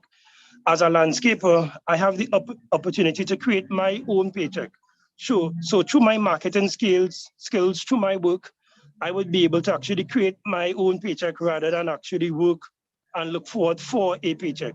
So it's a very important concept to take too. Whether you're doing sewing, whether you're doing in the safety industry, whether you're a doctor or lawyer, always keep that particular concept in your head. And once you keep that concept in your head, you could actually go a long way, right? I could take some more questions if anybody have anything else that they would want to ask. Sure. Someone asked, how long have you been involved in landscaping? I have been involved in landscaping for 3 years. For 3 years, I've been involved in landscaping. I am a fire officer by profession, and I also do other businesses. I recently started landscaping just about 3 years ago because of that same situation in which I told you I wanted to hire a landscaper, but the cost to do landscaping, the cost that they charge is so much of money that they would actually charge, I decided just to do it myself. So I would do it as a hobby and as a profession, and yeah. Great. So what do you enjoy most about your job? What I enjoy most about the job is the plants. Now, with landscaping, you have a lot of different aspects in it, as I had mentioned before, right? But I think with plants, because I lead a very stressful life with everything that I actually do, plants bring some level of serenity and comfort. And actually using the plants and using stones and rocks and creating designs out of it is very, very pleasing to me. And it actually satisfied me. Let me show you something. So I'm just going to demonstrate how I would probably turn one of these. So what I'm going to do, I'm going to take one of these Italian cypress trees and I'm going to landscape at the bottom of it. So I'm going to show you a practical drill here. So you see how empty around the tree is? Look at what I'm going to do with some of the plants in my try here.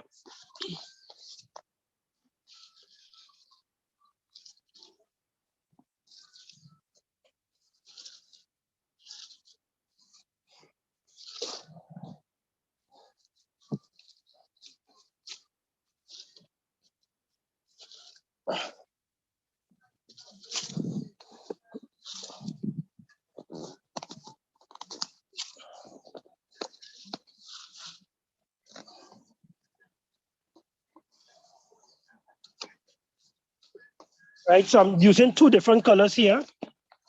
A red color and a purple color to try to gain some sort of, right. So I'm actually using two different color plants at the base of the tree to bring some sort of, just to lift the look of the tree. Now I'm not gonna leave these plants here, but in general, in particular different instances, you would have people who would have existing landscape, existing stuff going on in the yard, and they just want something just to make it look a bit better, just to try to just get a different change and uplift. So other than not having anything in your yard, you could have existing plants, existing trees, and it's just a matter of just changing up stuff, sprucing up stuff in order to actually make it more exciting. Now, if it is, I'm going to actually use these plants here, I'm going to bury them a bit deeper in the ground. So I'm going to bury the pots. So you won't be seeing these brown pots at all in the ground. You'll just be seeing the plants looking at you, right? So this is just like a practical aspect of me actually decorating and landscaping this tree, as opposed to leaving the base bland like this tree here. Someone is asking Mr. Daniel, how long does it take to complete a job? So let's suppose you get a landscaping job. How long will it take? It all depends. It could take 1 day, it could take 1 week, it could take 2 weeks. It all depends on the nature of the job, the amount of work in which it is you have to do. A lot of the time you would find that people with large properties, and you would have some people with very large properties and they demand a lot of different stuff to do. So they need pruning, they need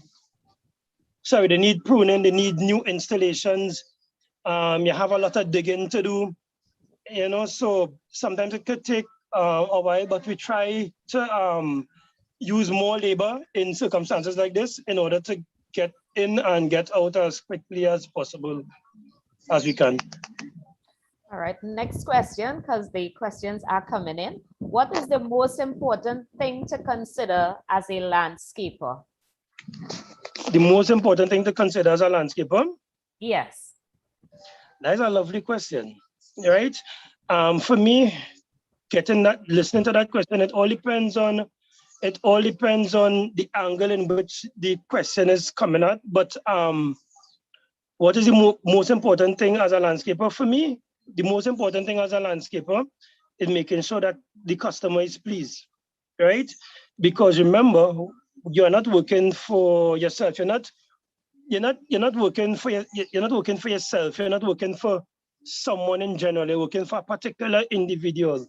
So some customers and some clients are very, very particular in the way in which it is that they want their job done. Now, in order for that particular customer to refer you to someone else, you need to please them. I personally love to deal with fussy customers. I love to deal with people who like to complain a lot, because when it is I'm able to satisfy them, I feel good within myself, and I know that I'll be able to satisfy others likewise as well. So making sure that you do exactly what the customer wants, and always try to do something extra. So not because they wanted to put 10 plants in the ground, you leave it like that. Always try to do something extra for your customer, whether it's in landscaping or anything else that you're doing, and you will get extra points for that. So it's all about satisfying the customer for me. Thank you. Do you have a favorite plant and why? Yes, my favorite plant is bromeliads. These same tropical plants in which I'm actually looking at, that I was showing you, these are my favorite plants. The reason why these plants are my favorite plants are because they are so beautiful. They have multiple different colors. You could use them in different design work. And you using them in different design work, it would actually pop and make a lot of the tropical feel and colors jump out. Now, the thing about bromeliads as well is that they're very easy to maintain. You could plant them and you could leave them and you don't have to watch back at them. So you don't need to baby them up. Just keep them in moderate sun, morning sun, or in a shaded area like this, and it should be fine. Right? So this is my favorite plant. As a matter of fact, I got rid of most of the plants in this yard and replaced everything with bromeliads.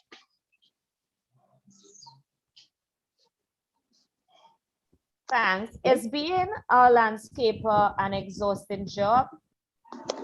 Yes, it can be very, very exhausting because you have a lot of heavy lifting to do. So our next thing with regards to safety, thanks for asking, is a safety belt.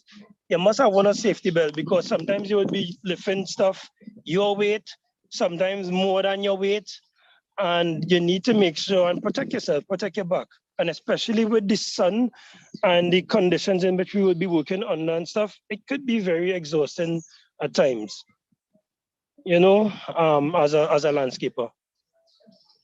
Okay, someone is asking, what is the most rare plant you have ever encountered? The most rare plant I've ever encountered. The most rare plant that I've ever encountered was Monstera philodendron beauty. This is a particular plant that grows in South America, and it's a plant that a lot of people actually want and a lot of people can't get. Oh, but let me show you something. This particular bromeliad, I got this 3 weeks ago. It is, the name of this particular plant is the Chantini Titan albo. There's only 8 people in the world that own this plant. I have 3. The other 7 is located in Thailand because it's a plant that originated in Thailand. So the person who actually created the plant, I know them personally, so I was able to actually get some of his plants. So this, I think, is the most rare bromeliad. There's nobody in Trinidad has this, nobody in America, nobody in any part of the world, except 7 people in Thailand and 1 in Trinidad. That's the most rare. Come to think about it. So another question, do you offer your services throughout Trinidad and Tobago? Yes, we offer our services throughout Trinidad and Tobago. The most of our customers are concentrated along the east-west corridor, as we mainly operate. But once it is we get jobs at distance, south or anywhere else, we would go. We would definitely go. A lot of landscapers tend to work within their geographic location because that is where most of your jobs will come from. Wherever you actually station or you work, that is where most of the jobs will come from. But yeah, we would go anywhere that we are called upon. Someone is asking, what if you are allergic to a plant and someone asks you to use that as part of their landscaping? What would you do? All right. If I personally am allergic to a particular plant, I have workers and I have people who I actually work with. So if I realize that I have a problem with a plant and there's a plant that I can't deal with for some strange reason or another, I would have them to do it because I don't work by myself. It's a team of us, a team of 4 people. So if one can't do it, the next one should be able to actually do it. We would find a way. We have to find a way. Once the customer wants it, we have to find a way. Great, thank you. Someone just asked one more question. What is the most you have ever earned? And I guess they're asking for an average. What is the most you have ever earned on any one job? All right. On any one job, the most I've ever earned is like 28,000. That person wanted us to do multiple pieces of work. They had some problems with their lawn, so they wanted us to correct it. And they wanted us to put in some hedges and do some restoration work in their yard. But the rates in which we actually charge are very low as compared to the market rate. Reason because I do this out of the love for it as well. Not saying whatever, as I said before, whatever you're doing, do it for the love. I do it because it helps to reduce my stress level. So the aim, when it is I actually started to do this, and no, before I actually started to do it and the landscapers came and they wanted to do my backyard, let me show you something. So this here is the backyard. This area, it was just dirt at one point in time. This is 1, 2, 3, 4, 5, 6. 1, 2, 3. This is 60, 20. This is about 1,200 square foot. I think that you all could actually have a good, they was charging 10,000 just to install the grass here. And this is not to put the actual grass down, it's just plugs. And that's just the labor. $10,000 they was actually charging just to do this backyard. So if it is I'm charging somebody to do a backyard like this, I'd probably cut the cost by half. So the aim for me is not, I don't want to make it sound bad for me. I do it more for the love and not much for the money, right? However, as to answer the question, it was like $28,000. Thank you. Yeah. Well, we have no more questions for you. All right. So I thankful and glad that you all could have had me. I hope that the information which I imparted, that it was good, sufficient, and that you all were able to actually learn from it as well today. We wish to sincerely thank you, Mr. Daniel. I love that you made the virtual tour so that we were able to see the backyard. We were able to learn about some plants as well. And more than that, you also gave the students, you told them about some of the tools that are used in this career field of landscaping. So I want to thank you for that.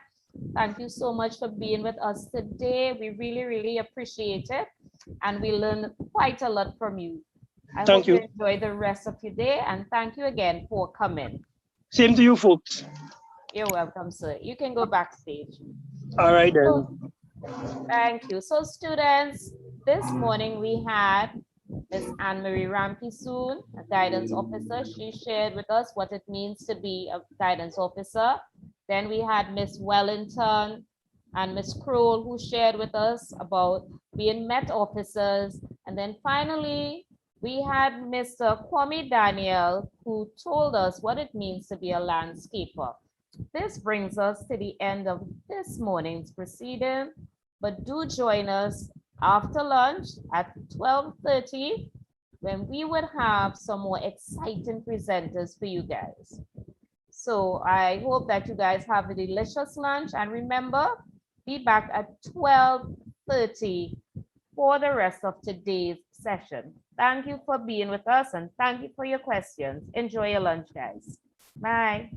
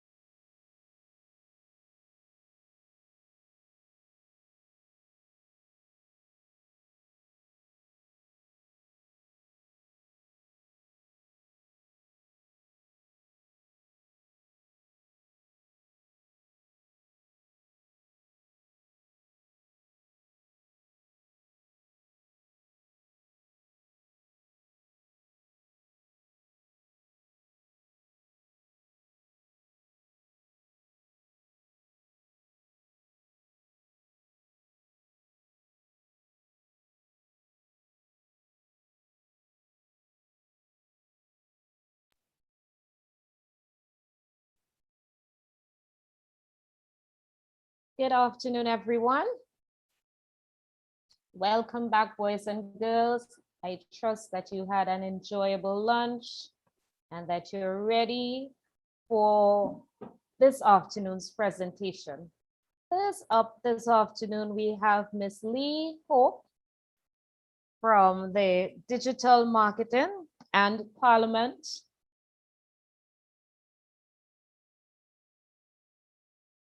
She is the Web Communications Officer and the digital marketing person from the Parliament of Trinidad and Tobago. Please welcome Miss Lee Hope. Miss Hope, welcome. Hi, welcome to everyone. Welcome back from your lunch break. How are you all doing today? I hope you all are doing well. So my name is Lee Hope. As you can see here, this is a picture of my family. Just in case you all would hear them or perhaps see them at any point in time during my presentation, my husband and my 2 children. And as Mrs. Neves said, I am the Web Communications Officer at the Parliament of Trinidad and Tobago. So I don't know how many of you all know about Parliament, or how many of you all would know about your MP, but where I work, we deal with a lot of distinguished leaders in our country. And my role there is in the communications department, a little bit between communications and IT, computers, as the Web Communications Officer. So I want to share with you a little bit today about what I do. And so I'm going to show you this image. And you can see for yourself if you know any of these icons. And I'm sure a lot of you would know some of these things because I have a niece who is 8 and she is on TikTok, which is the one in the middle there. So we have Facebook. I know you all would know Instagram, YouTube, Twitter, TikTok. LinkedIn may not be one that you'll be familiar with, but it's for professionals and persons older than you are. Snapchat, I know you all know about Snapchat. You all know how to send snaps and take photos with filters and all these lovely things. You all know about WhatsApp.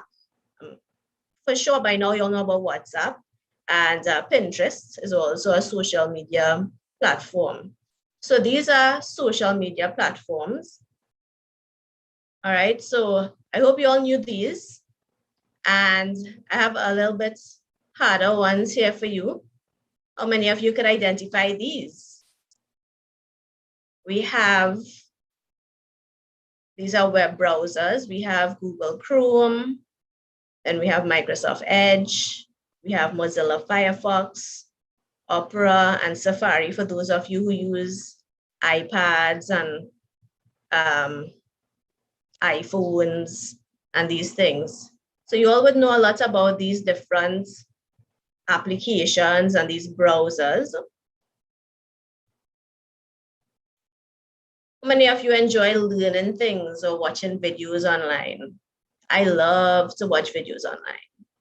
I love to watch a lot of TV too, right? I'm sure you all do too.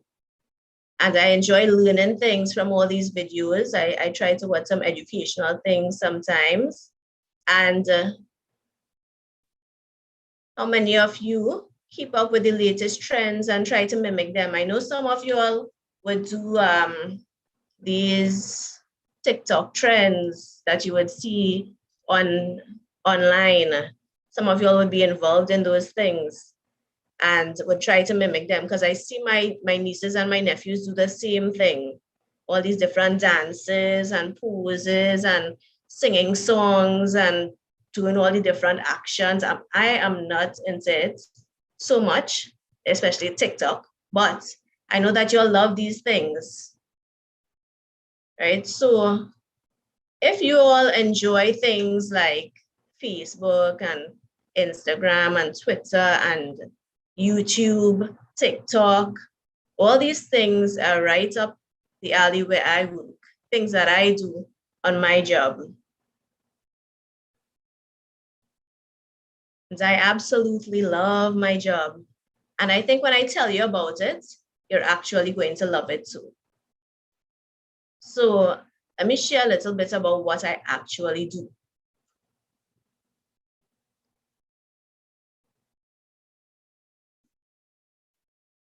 All right, so what I do, some people call it digital marketing. And those are big words, but it's basically using all these things that we have online. I'm a web communications officer. So I use all these things on the web.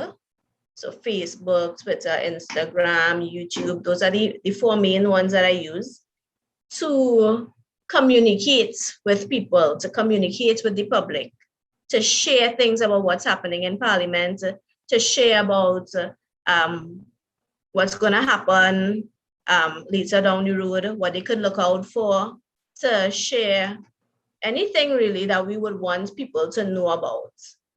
So we use Facebook, Twitter, Instagram, and I'll give you a little bit more about it shortly. All right, so we call it digital marketing. All right, so at Parliament, where I work, we are on Facebook. I know some of y'all may be on Facebook already. We are on Twitter and we are on Instagram. We're also on a few other things, but these are the most popular ones. And my role is to share information with the public and everybody who's on Facebook, everybody who's on Twitter, and everybody who's on Instagram, to share with them what we're doing and what they could look out for. To also share with them about our organization, about our history, about different laws that are being passed, information about what happened when politicians met, when they meet to discuss bills, when they meet to discuss the laws of the land. And so we use Facebook and Twitter and Instagram basically to share this information with them. And it's not as simple as you would think, you know, we just put up some words, say, okay, today, the Prime Minister declared a state of emergency, national emergency, or anything like that. Sometimes it involves some things that are a little more technical. So sometimes we have to create graphics, we have to create flyers, we have to create some little posters that would tell the information to you, because you know, sometimes, I know you all, when you look at Facebook, or if you're looking at different things, you don't want to see a lot of words, right? Because that seems like a lot of work. So you would want to do, you would want to see a picture. You prefer to see a picture, or you prefer to look at a video and see everything right there without having to do all this work of reading through what is happening, what's going on here. So that we also have the responsibility of creating graphics, doing videos, little promotions to get things running. And you all know what the aim of all of this is. When you're on social media, the point of it, if you post up, this new trend came out, and I decided that I wanted to do this new dance that's everywhere. And the point of me putting up that dance is so that it would go viral. That's the point. I want everything that I do to go viral. I want everybody to see, right? So when we work in posting different things on these social media platforms, what we want is for it to go out, for the information to go out. It may not be viral because of where I work. We don't post, well, no, it was bacchanal, right? We don't post bacchanal-ish things. But things happen where I will that are bacchanal that somebody else would post, but not us. And they would go viral. The point is for it to go viral. And you want as much people to see and as much people to hear. So you have to be creative. You have to come up with different ideas as to how you could put out this information there that people would enjoy. All right. So that's something that I do. And I really love that part of it, being able to come up with different ideas and do different things to promote what it is that we do and what's happening at Parliament. The other thing that I do is work on YouTube. And everybody knows YouTube, right? Y'all are viewing on YouTube right now. Yes, so I know that you all know how to look for videos and find all these things. My son, he likes to watch Ryan's World on YouTube, and he likes to watch anything Avengers and Marvel and DC superhero. So he uses his 4, and he would go up on YouTube and he would look for whatever it is that he's interested in, and he watches videos. And I know that if I leave him, he is going to watch more and more and more, but he could do it all day. So I know you all could do it all day. All right. But my responsibility with YouTube is that we have 2 YouTube channels, PALView and Parliament of Trinidad and Tobago. And what I do there is that I would set up these YouTube streams whenever we have meetings and we have a lot of sittings. What it means is that that's when the UNC and the PNM parties, the elected representatives, come together. And they would talk about the laws and debates, what the laws of the land are and what they want it to be. So I would put up whenever schedule streams, YouTube streams, just like the one that you're doing, a live stream. And I would monitor it and see how the chat is, start the stream, end the stream, set it up. And behind the scenes, we have other persons, broadcast technicians, who would be the ones doing the filming, the videoing from a different room. And it's a really, really nice setup that we have.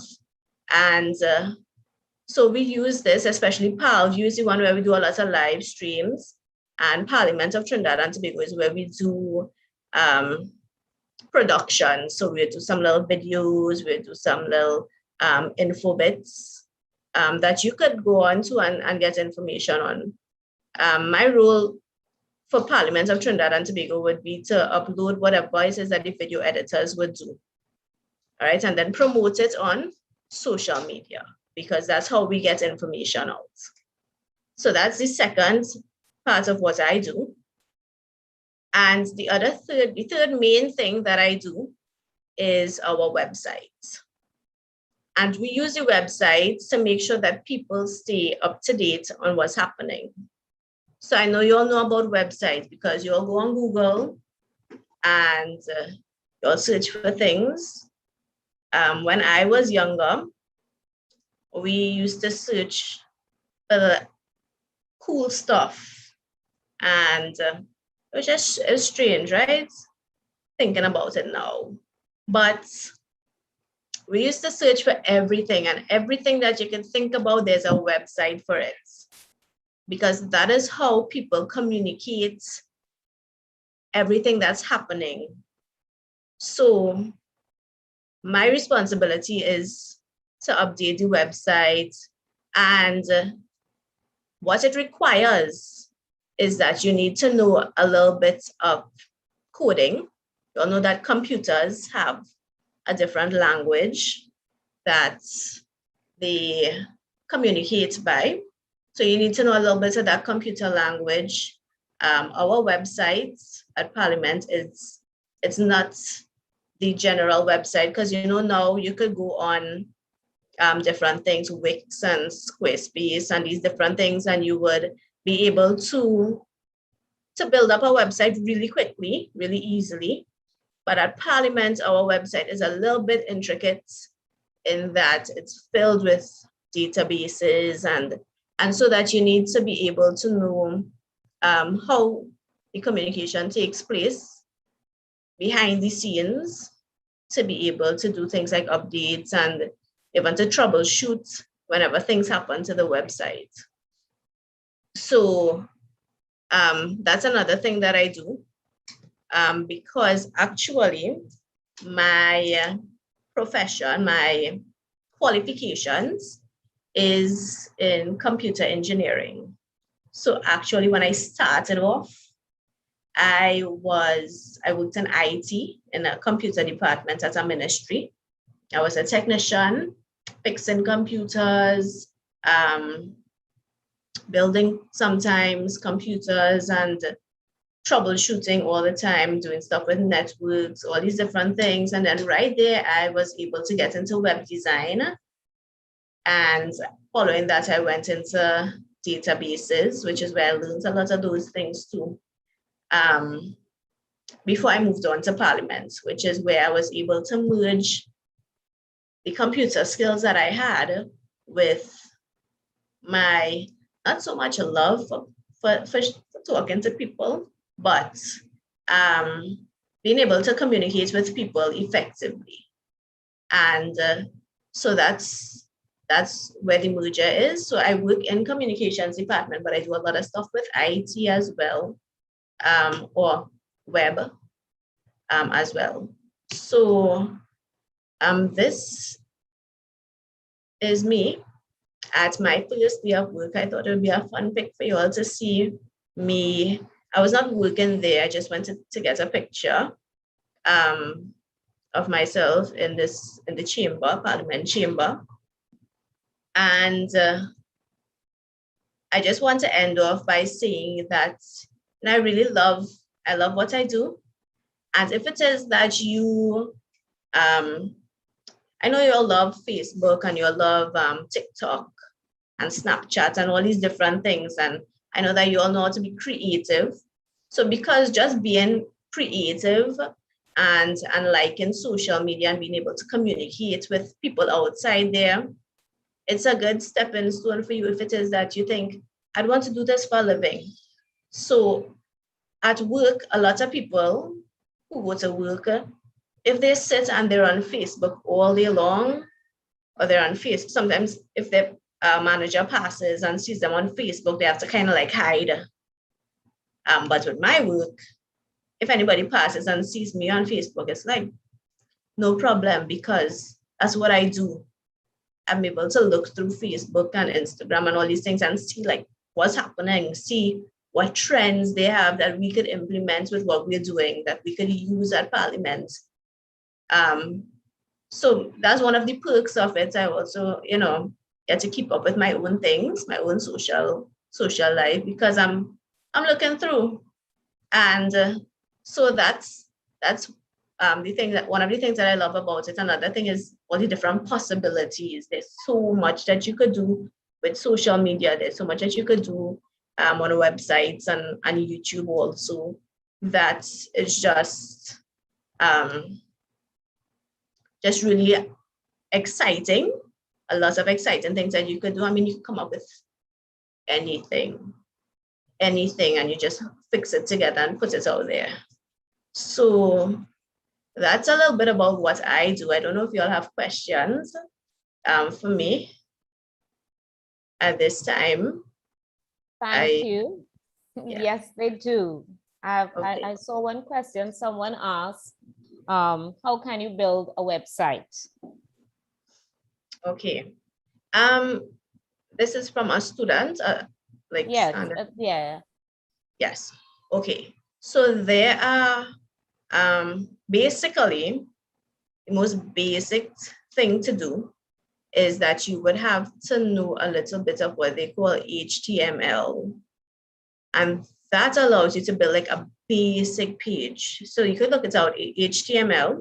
It's not too difficult, but it helps you to build like a basic page that you could, that's words and you could put in a little image, and that would be your first page.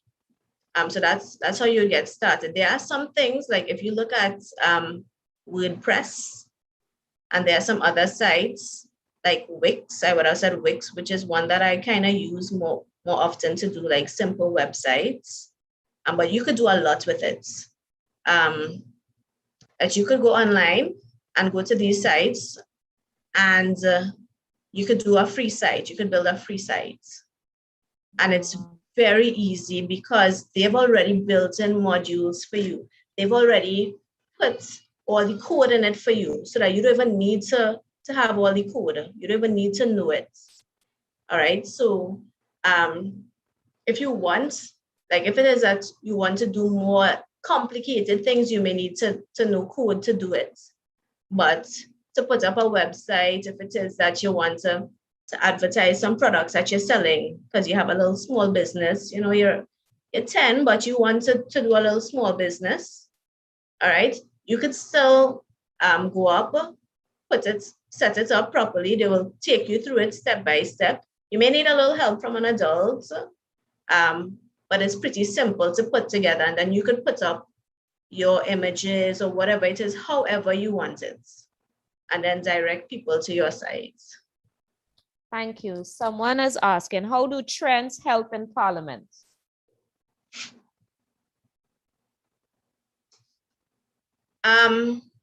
Well, a lot of times we kind of look to see what it is happening there, like what the trends are, to see how we could better promote the things that we do. Because of the nature of Parliament, there aren't much trends that we could use because we try to stay neutral. But apart from Parliament, I have a small business that I do with my sister, and we advertise products. So we would see trends on Facebook and TikTok and this kind of thing. And she's more the face of the business because I don't really like the camera. But she, so she would look up and she would see, she'd say, there's this new trend where people put, like, you know, you take a photo of you without makeup before, and then you have some music playing without makeup, and then snap, and you're this brand new person with makeup, something like that. And so she used that trend to do some things with our products, to advertise some of our products, even to do things like unboxing a package and those kinds of things. So at Parliament itself, not so much, because we have to also be very professional where I work. But if you have like a small business or even for yourself, trends would be very helpful for you. Thank you. Someone is also asking now, how long does it take to build a website? Okay. Yes, I'm seeing it. Also, you're seeing the questions? Yeah, seeing it now. Okay, great. Okay, so the first time that I did a website, the first page alone could take, if it is a simple website that you're doing using one of the things that's already there, like Wix and these things. The first time I did it, I used Drupal Gardens. I don't think they exist anymore, not certain. But it's to build like the first page could take you less than a day. Just a few hours to get like a skeleton out there, because it already has so many things. You want a menu, item, you want a page with 3 columns, it's already there. So all you would have to do sometimes is just click on it and edit what it is you want to put in the word in space, and click on the image and change out what the image that you want. So that's, so it doesn't take very long to build it if it's a simple website. However, if it's a website like Parliament, on the back end of it, that could take months, because things are so linked on our website to each other. So there's a lot of a link, and certain things could trigger other actions. Wow. So that you have to be careful how you link it. You have to know before what it is you want, what it is you want to see out there, what you want people to see. And I want my work to be easy, so that if it is I put in the number 1, and I want every time that I put in the number 1, that X will pop up on the screen, then it is that's how I have to build it on the back. But that's a lot of work. All right. Was it complicated the first time? Well, the first time I did it, I actually did it without all the coding. First time I did it straight from a website that was offering free websites. So it wasn't too difficult for me.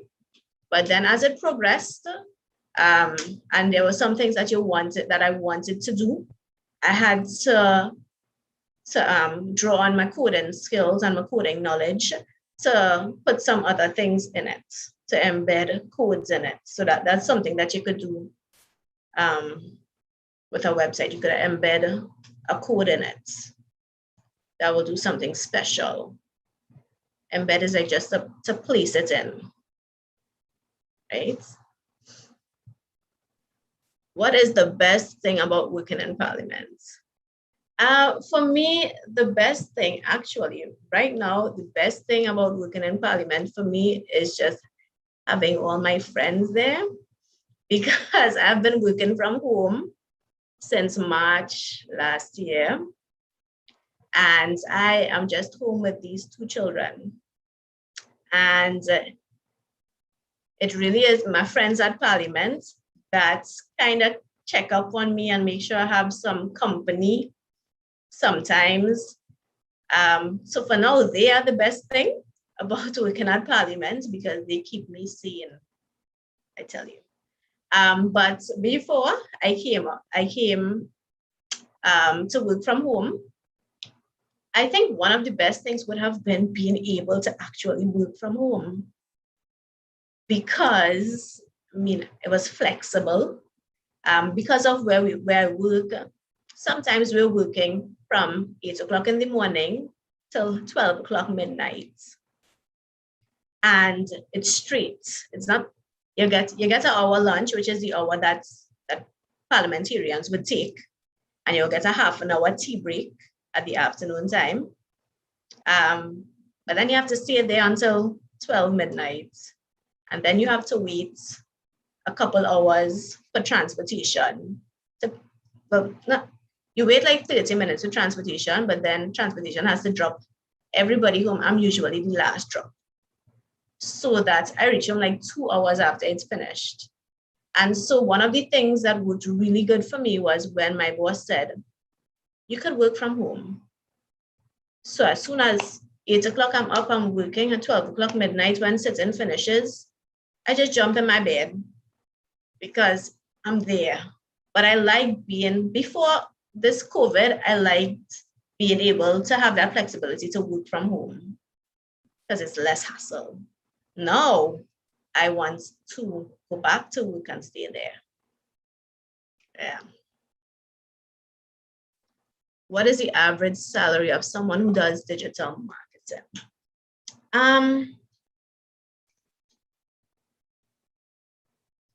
That's a good question. I don't think that my salary, I'm a public servant, but if you are a freelancer, if it is that you do things on your own, you can make like 20,000, 30,000 a month, based on how many clients you have.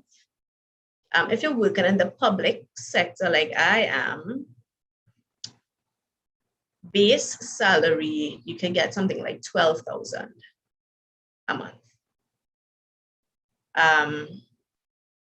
But sometimes like we have additional things that would kind of add up to give you a bigger salary. That's what they kind of buy you with, these extra things. But it's not bad. It's It's not bad. Ms. Hope, someone had asked earlier, how long have you been in this position? I've been, October this year made it 6 years for me. And someone earlier asked as well, is it fun? Is your job fun? Yes, it is fun. I love it. Sometimes we have a lot of sometimes we have downtime, and then sometimes it's really hectic. But even in it being hectic, we get to listen to our parliamentarians. I don't know how many of y'all have ever listened to Parliament channel, or to listen in on Power View, but these people are hilarious. They but we have a lot of fun. We laugh at them behind the scenes. We laugh at things that they would say, and sometimes, like when we have downtime, we do fun activities as a co-workers and that kind of thing. But so yeah, we do have a lot of fun there. Okay, great. You have another question in the chat. Can you explain the process of creating an app? Okay. One of the simplest things to do with creating an app is to use something that's already been there. Because to build it from scratch is a lot of work. You have to know coding languages. And as I said, just as with websites, there are ways in which you could do it without the coding languages. So MIT has something where you could create apps, and it's way easier. You have to know a little bit of coding. You have to understand a little bit about conditions and how things work, looping and a few technical things to build it, but it's way simpler than actually building it from scratch. I don't advise people to build things from scratch that's already there. Like this video that you'll see me using today, I'm sure it's different from what other people would do. Other people would share their screen, and you know, you won't even be able to see them because you're just seeing their screen. But this is something different. This is Prezi video, and they allow you to have the presentation with you. I didn't pay for it. That's why you see their logo there. But you know, it just allows you to do something different. I don't want people to go and start to build things from scratch that's already there. Microsoft also has an app thing as well, but I can't recall the name of it. But to build the app, you need to know what it is that you want. So you start, everything has different pages. So you have the first page, and then you would have buttons on that first page, the first thing that you see when you open up that you want people to touch and be able to go to. So then you have to build a page for that other thing that you want people to go to. And you build pages for everything that you want people to go to. So the app is really, it's like a book, has a lot of pages. And from that main page, you're able to direct people to different things. Yeah, so it's similar to a website, the app, but it may take a little more coding than what they have out for websites now. Okay, thank you. Students are asking, what subjects do you need to get into digital, into the digital marketing? So I'm thinking in terms of primary school, what are some of the subjects they should focus on in primary school if they need to get into digital marketing, seeing that they are at that level now? Right, definitely math, because math helps you to be a master of coding. You need to know math and to understand different concepts in math, and logic. I don't know if I don't think you'll do logic. Yes, y'all would do logic. because you do additions, something and something equals something. So it's basic and you would grow on it, but definitely need to know that strongly. Another thing is English, because a lot of what you do as a digital marketer is communications. I mean, I've seen some things out there, some flyers and that kind of thing that has wrong spelling and bad English, and it's not nice. All right. So whatever you produce, you want to do something that has good English. All right. It's proper. Of course, for your audience. So it doesn't have to be big words all the time, but it has to be good English. So definitely know English. Another thing that's helpful is social studies, because you need to know like different things that's happening. So like for us, you would see if you're on social media, you would see every time it's Diwali, Republic Day, all these things, people will put up posts on these things. So it's important for you to know like things like that you learn from social studies and interacting with people that you know. You all do social studies, right? Yes. Yes. What else you all do? I think those would be like the main ones. Yeah. And you all do essay writing. That Yes, helps they do. creativity. Yeah, you have to be creative. That's a big thing, being creative. Yes. Thank you so much, Miss. One more question. Someone is asking, what is the main objective in your job? What's your main objective? The main objective is for the public to know what's happening with Parliament, what's going on in Parliament.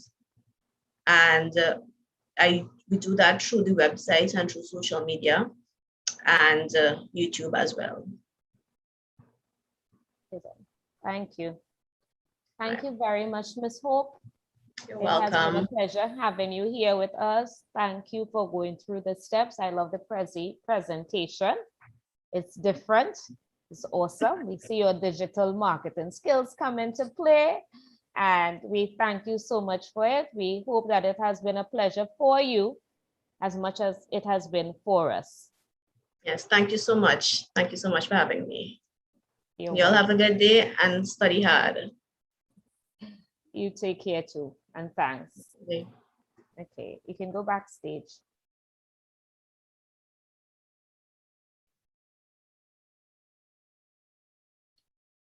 Okay, guys.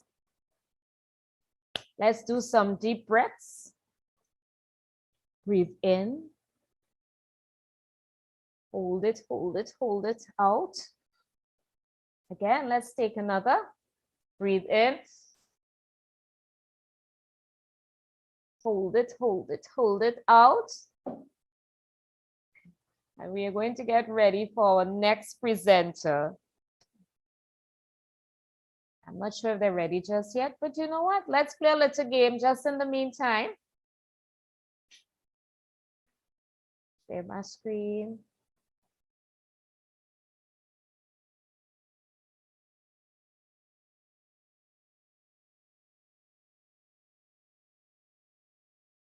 All right, so we're going to play Who Am I? Can you guys see my screen? I hope you can.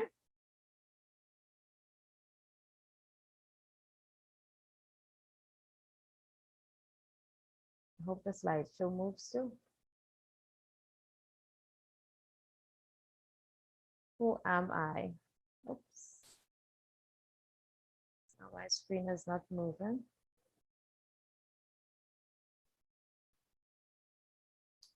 I don't know why. The whole it is not moving. I'm sorry, guys.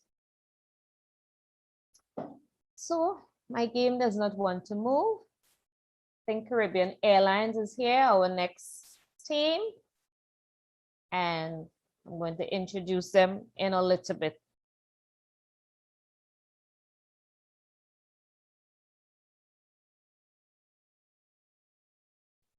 So we have Mr. Rohandra. We have Rohandra John and Leisha Balkaran of Caribbean Airlines. Miss Rohandra John and Hi. Lisha Bakaran. Welcome. And this is You guys can put on your camera, Lisha Balkaran and Latoya. all right, Latoya Isu. I hope I pronounced that properly. SU, like a S and a U? SU. SU. Okay, so pleased to meet you, Latoya and Lisha. I am Miss Neves, I'm the moderator. You all can Good begin whenever afternoon. you're ready. Good afternoon. Thank you for coming. You're welcome.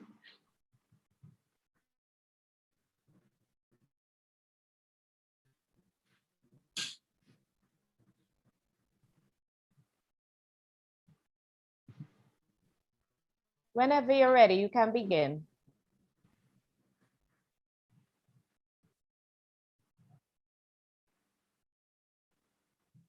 So Ms. Balkaran's mic is muted.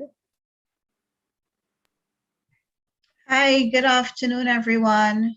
I can hear you now. Good.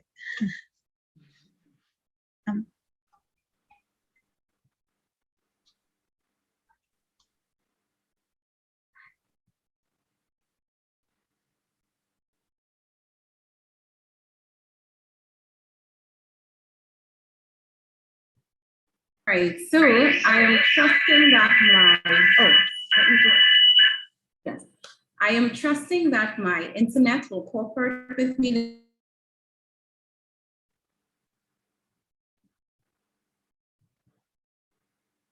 this afternoon. Before I was cool, on here, it's kind of iffy, but I'm trusting that it presentation. But as you would have heard from Mrs. I'm sorry, I didn't get your name, but thank you for the introduction. So my name is Rohandra John, as you would have heard, communications team at Caribbean Airlines, based in I just want to extend a big thank you to the principal and teachers of this school for inviting us to your virtual career fair today.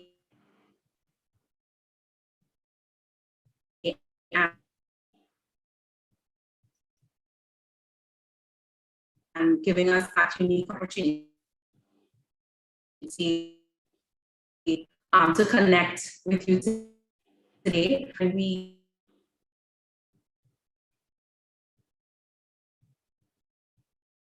So the internet seems to be a bit unstable. And also, Ms. John,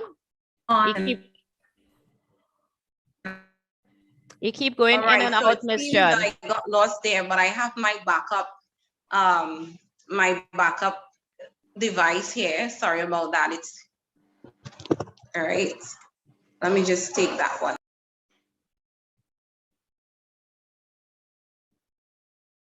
Okay, your mic is muted now. I hope you guys you're muted. Bear with me, with the technology, how it is, all right? So I was saying today I have with, are you hearing me? Because yeah. Yes, I'm hearing you now. I'm hearing you now. Go ahead. All right, so so today I have with me a team who took the time out from their busy schedules to share with you this afternoon as well. My fellow team members, Latoya Esu, she's a reservation agent who hails all the way from Jamaica. And there is also Lisha Balkaran, who is a crew control officer based at our office here in Port of Spain. So of course, we'll leave the floor open for any questions you all may have when we're finished presenting, so you can stand by with your questions. All right. So my role today is that I'm going to provide a brief overview of some of the various departments and the job positions that exist at Caribbean Airlines.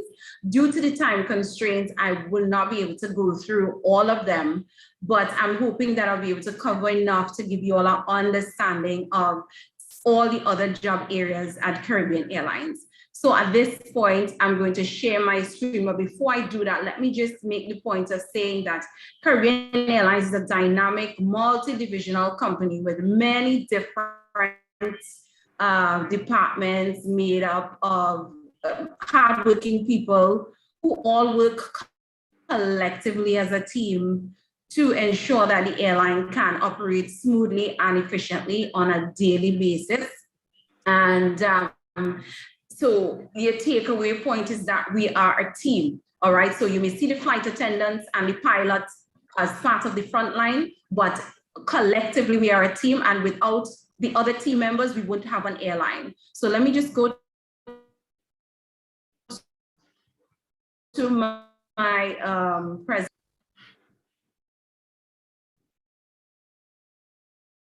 Yes, I also shared the presentation. Are you able to share it from your or not? Pardon me, Miss? No, I was saying I also shared the presentation, but I found it here, so I'll just pull it up. Let me just get to sharing my screen. Hold a second. No problem, no problem.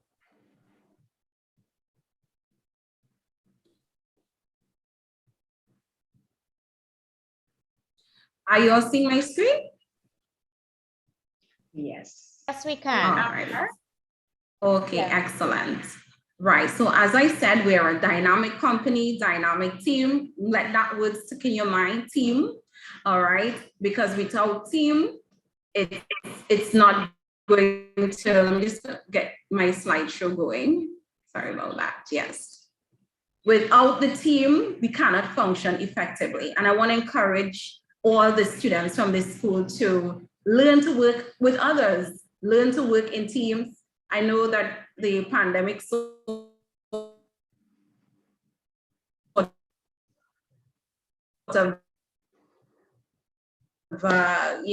a damper on kind of connecting with other people physically. If you have group project training, you want to learn to work with others, right? Because when you come to a company like Caribbean Airlines, you also have to learn how to work with others, right?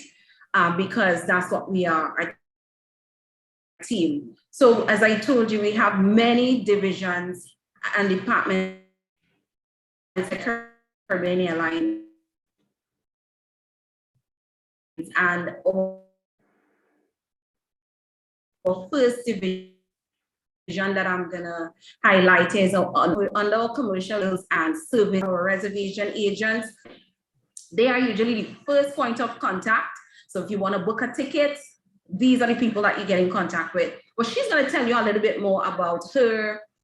She's going to go into a lot more detail about it. So I'm going to leave that for her. Under this division as well, we also have our finance department. As with every company, Caribbean Airlines, of course, you have to manage the money coming in and the money going out.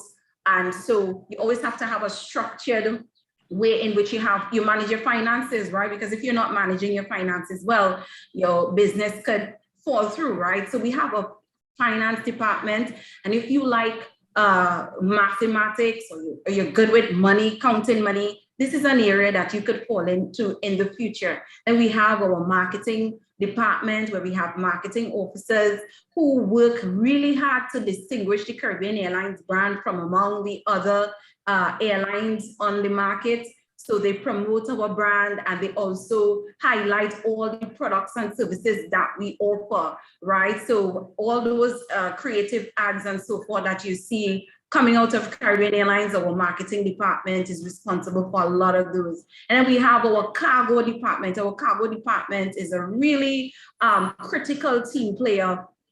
You know, when we had when the pandemic first struck and we were unable to, when the borders, Trinidad and Tobago borders were closed and we were unable to go to the other function as an airline to, you know, transport people to the other destinations because the borders had closed. Even though that part of the operation had came to a standstill, our cargo department was still functioning. We were export much needed goods and supplies to different countries in the region, and also medical supplies. And our cargo department has also been instrumental in bringing in vaccines, the COVID-19 vaccine, so that people can get vaccinated against the virus, all right? So our cargo department is a critical team player, and you should know that we also transport via the cargo department. We transport animals as well, live animals like horses, dairy,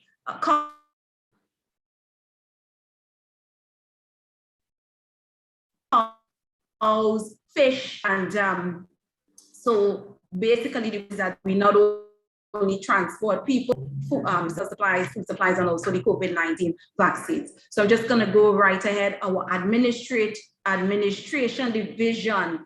Under our administration division, we have a number of other departments. We have a medical unit. Yes, we have nurses at Caribbean Airlines. So if any one of our staff members fall ill or so forth, they can go into our medical unit and get some sort of help, some sort of treatment. So if you want to be a nurse in the future, you never know, you could apply actually to Caribbean Airlines for a job in the future, right? Then we have insurance department. We have our corporate communications department. This is the department where I function in, and we are responsible mainly for strategically communicating messages both to our internal staff and also to our external stakeholders. So we would often communicate messages from management.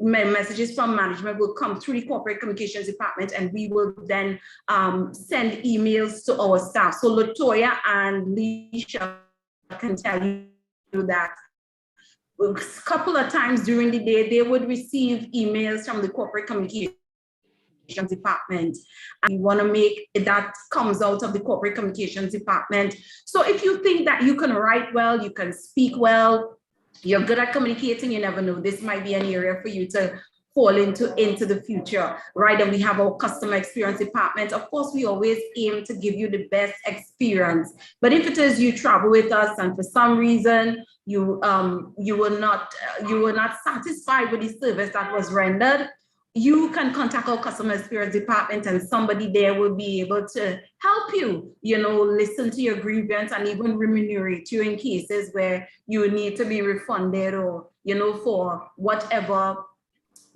we may have fallen short. All right, then we have our administration department.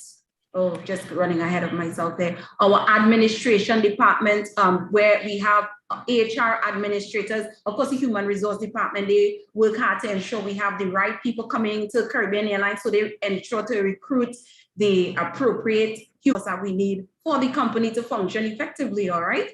And then we have our information technology department. Everything is about technology these days. And if you like technology, you like tinkering with devices, that could be something that you could enter into in the future. You could apply to Caribbean Airlines IT department. And then, of course, we have our maintenance and engineering division. And these are the people that help to fix our aircraft. So just imagine, we would not be able to fly our aircraft if we don't have engineers who would fix the plane. So anything that goes wrong with the plane, our engineers are on hand to fix the plane. So if there are no engineers, how would we fly? How would the pilots fly? How would the flight attendant fly? So if you are good at fixing things, you think that one day you're really good with your hands, and maybe one day you'd like to join our maintenance and engineering division. This is another area that you could, so engineering division and units where we have our airports, and you want to find out information about your flight or anything you want to find out, you can go to our customer service representatives at the airport, and they will be so willing to assist you, because we're really keen on giving the best service that we can. And customer service has to do with working with people, liking people. So if you don't like people, you can't come to Caribbean Airlines to work, right? Because you have to like people, right? You have to be able to work along with people. And so if you don't like smiling and you don't like dealing with people, Caribbean Airlines is not the place for you. But if you like dealing with people, of course, come on down. And well, I mean, in the future, you could always apply in this customer service area. Then we have our crew schedulers or crew control officers. This is where Leisha Balkaran comes in. She's going to be talking to you a little bit more about what she does And then we have our flight operations officers, cabin attendants. Of course, these are the flight attendants that you see on board. They are part of our operations unit, and the pilots. This is the unit that the pilots fall under. And then we also have training officers who are on hand to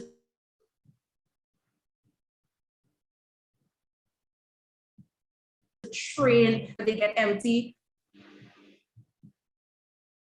You have trainers who can to fall into these areas. All right. Now my last slide is where I would tell you before you all could cue up the video that I'd like to that coming up just right after this slide. My final slide here is what I'm going to say is that to enter Caribbean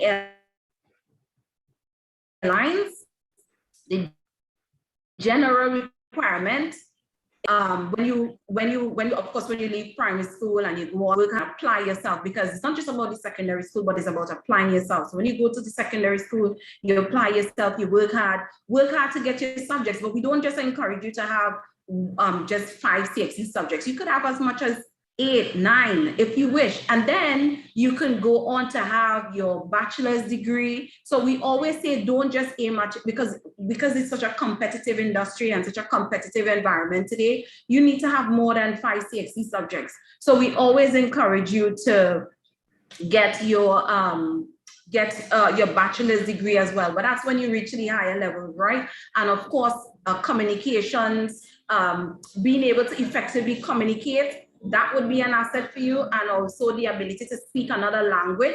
So pay attention in your Spanish class, French. If you wish to learn French, that's also okay. But any foreign language will be an asset to you in coming to work at Caribbean Airlines. So what I'm going to do is at this point, are you all able to play that video for me? But you can play the flight attendants, and then afterwards the pilots.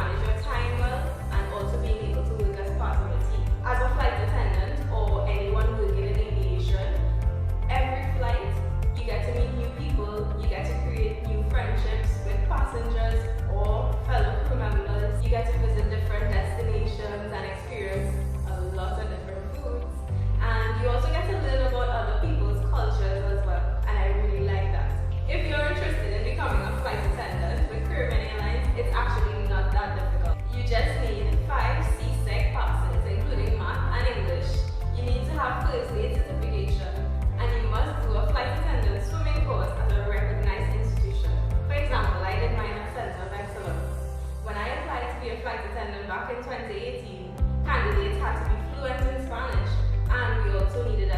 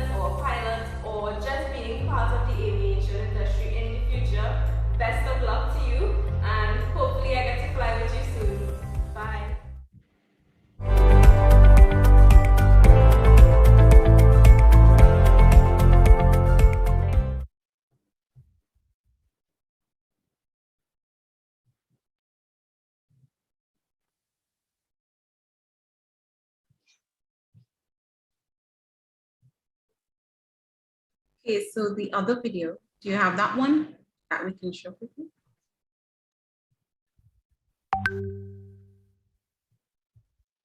Okay, so the other. Hello and welcome on board. My name is Rodney Radbear, and I am a captain on the ATR 72-600 aircraft. On behalf of Caribbean Airlines, it's a pleasure to have you on board.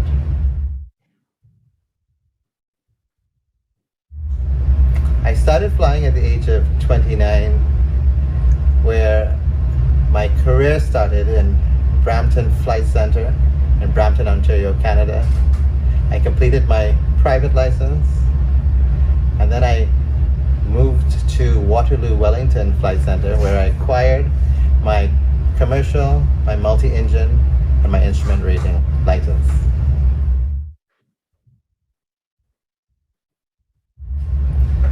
There's so many benefits to flying. I love meeting different people, seeing different cultures, flying into different countries, meeting friends and families that I haven't seen in such a long time, and not to forget the shopping.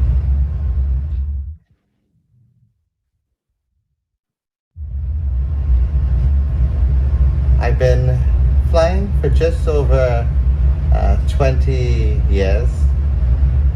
I've always wanted to fly. Unfortunately, I didn't have the resources at an early age, so I had to wait to acquire those resources.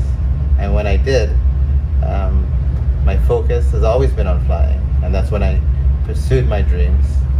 And in 2008, my dream came true when Caribbean Airlines offered me a position flying on the Dash 8.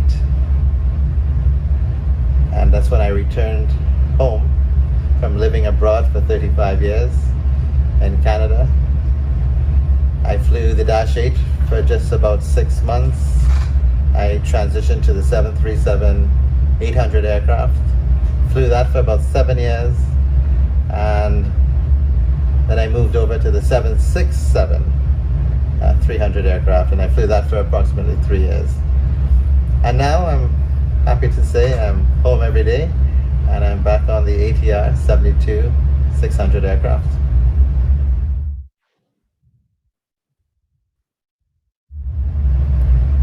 I haven't had any major malfunctions in my aviation career, especially at Caribbean Airlines, because at Caribbean Airlines, safety is paramount.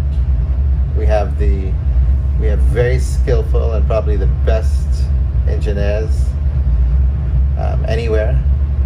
Our pilots are highly skilled, our flight attendants are amazing, and they're very well trained as well. So I haven't had any major malfunctions, but if one did arise, because of our training, we are all equipped to handle the situation effectively, timely, and safely. Well, I would like to take this opportunity to thank you for joining us, and I look forward to seeing you sometime soon.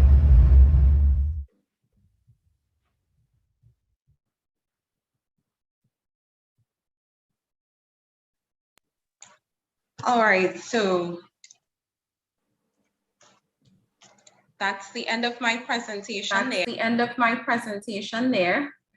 I have a bit of delay on my end, so I didn't see when that video ended. But what I'm gonna do is pass you right over now to my fellow team member, Latoya Esu. Remember, she's from Jamaica, guys. So she's here with us today, and Latoya, it's all over to you. Thank you. Good afternoon, St. Patrick Primary. How are you today? Well, I trust that you're all doing well.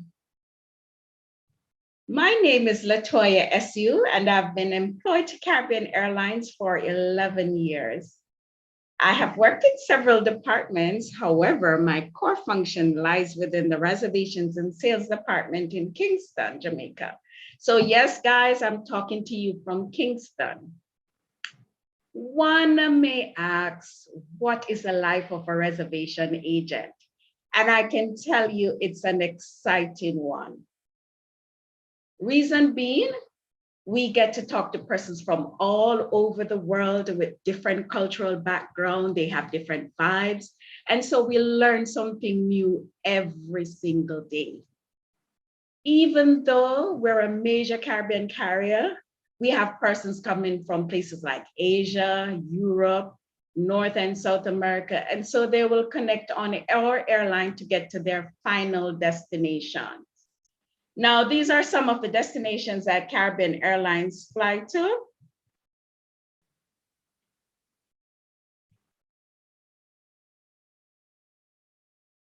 Okay.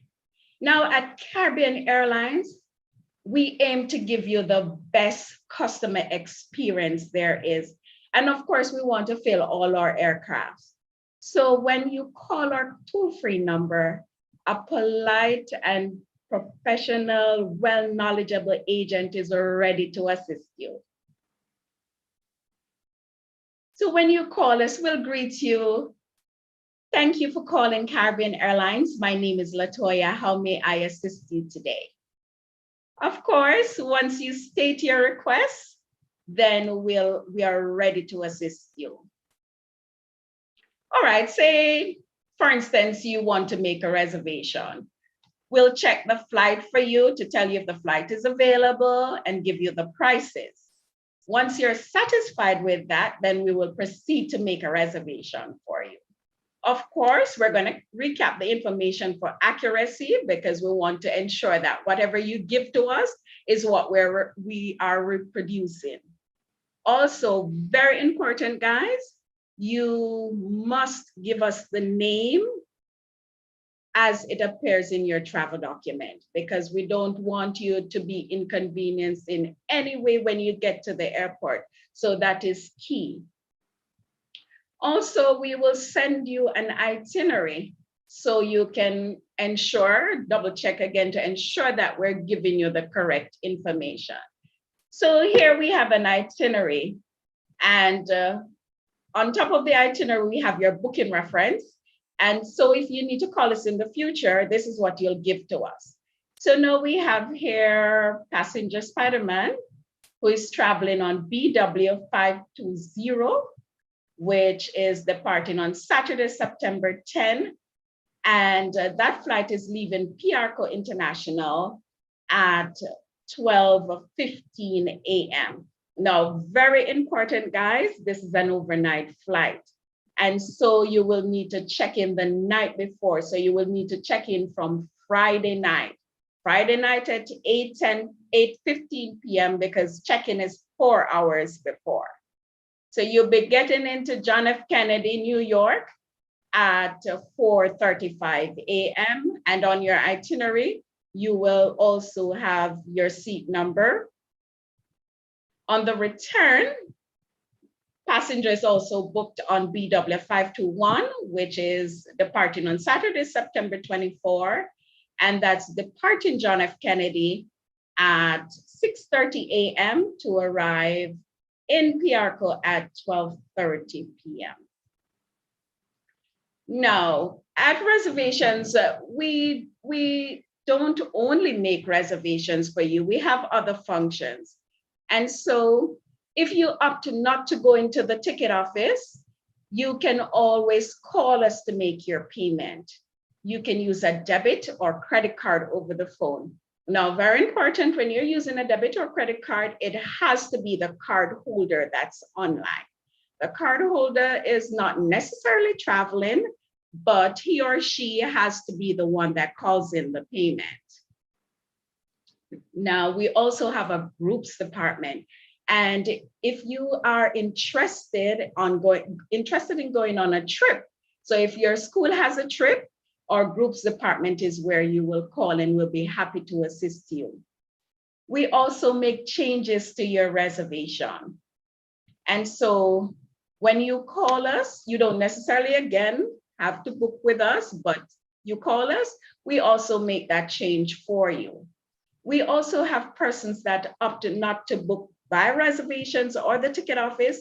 And so they will go online at caribbean-airlines.com. Now, sometimes persons do not understand the website, and so we will help them to navigate. This is basically what our homepage looks like, and we will update it accordingly. So if information is obsolete, we will take it off. And if something current, every time there is something current, then it's updated, and we also walk you through that. Now at Caribbean Airlines reservations, we are required to advise you of any promotion because everybody likes something free. We don't want you to miss out on anything. And so we advise you of the promotion so you can take advantage of it. We also advise you of any products and services that we sell, and services such as the extra leg room, we call it the Caribbean Plus. So if you have long legs or just for comfort, we have that at an extra cost. Also, as Caribbean people, we love to shop. And so we always have extra things to bring back. And so you can always carry an extra luggage. Of course, that's at an extra cost as well. Now we have our loyalty program. And this is where whenever you fly with Caribbean Airlines, you earn points and it's free to join. So once you earn your points, you can always redeem them. Now, we also answer any questions and queries, any concerns that you might have. I can tell you reservation is where you will call. We will be happy to assist you with anything, whether it's before your travel, during your travel, and sometimes even after your travel. We are the ones that you will contact and will be able to assist you. If we don't have the information readily at hand, we will take your contact details, and of course, we'll try to get back to you in a timely fashion. We also take your, this is where you give us your feedback. Reservation is where you give us your feedback as well. So you tell us, it's called the voice of the customer. So you tell us what it is that you will like, what you'd like to see change. And so we do take your information and assist you as best as possible. It's our aim always to provide accurate information, especially we're in a pandemic and countries are changing their regulations ever so often, their entry and exit requirements. And so we have to be in the know. And so we can give you those information, give it to you accurately, because we don't want you when you turn up at the airport, you're not able to go on that flight because you won't be a happy camper. So we want to ensure that we're providing you with all the necessary details that is required. Now, I can tell you that safety is very important at Caribbean Airlines. And so right now in the pandemic, we have to practice social distancing, wearing of the mask, sanitizing, because of course we have to protect ourselves and we have to protect the people that are around us.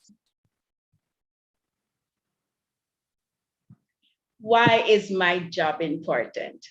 My job is very important because we're the first point of contact. As I told you before, guys, whether it's before, during, or after your trip, reservations is where you will call. We are the storehouse for information, so it doesn't matter what it is, you call us and we're always ready to assist you. What is required to work with us?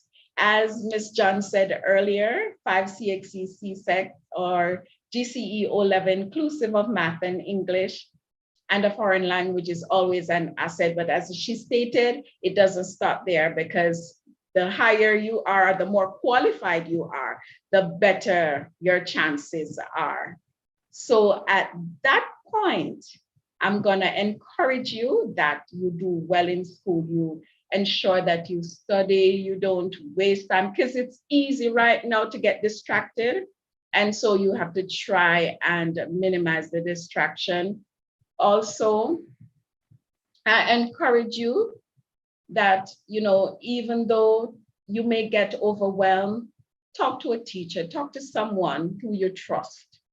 Don't isolate yourself, and always remain in contact with your friends, positive ones, that is. All right, so I hope you enjoyed this presentation. It was a pleasure. And this is where I come to an end, and I will hand over to Miss Leisha. Bye.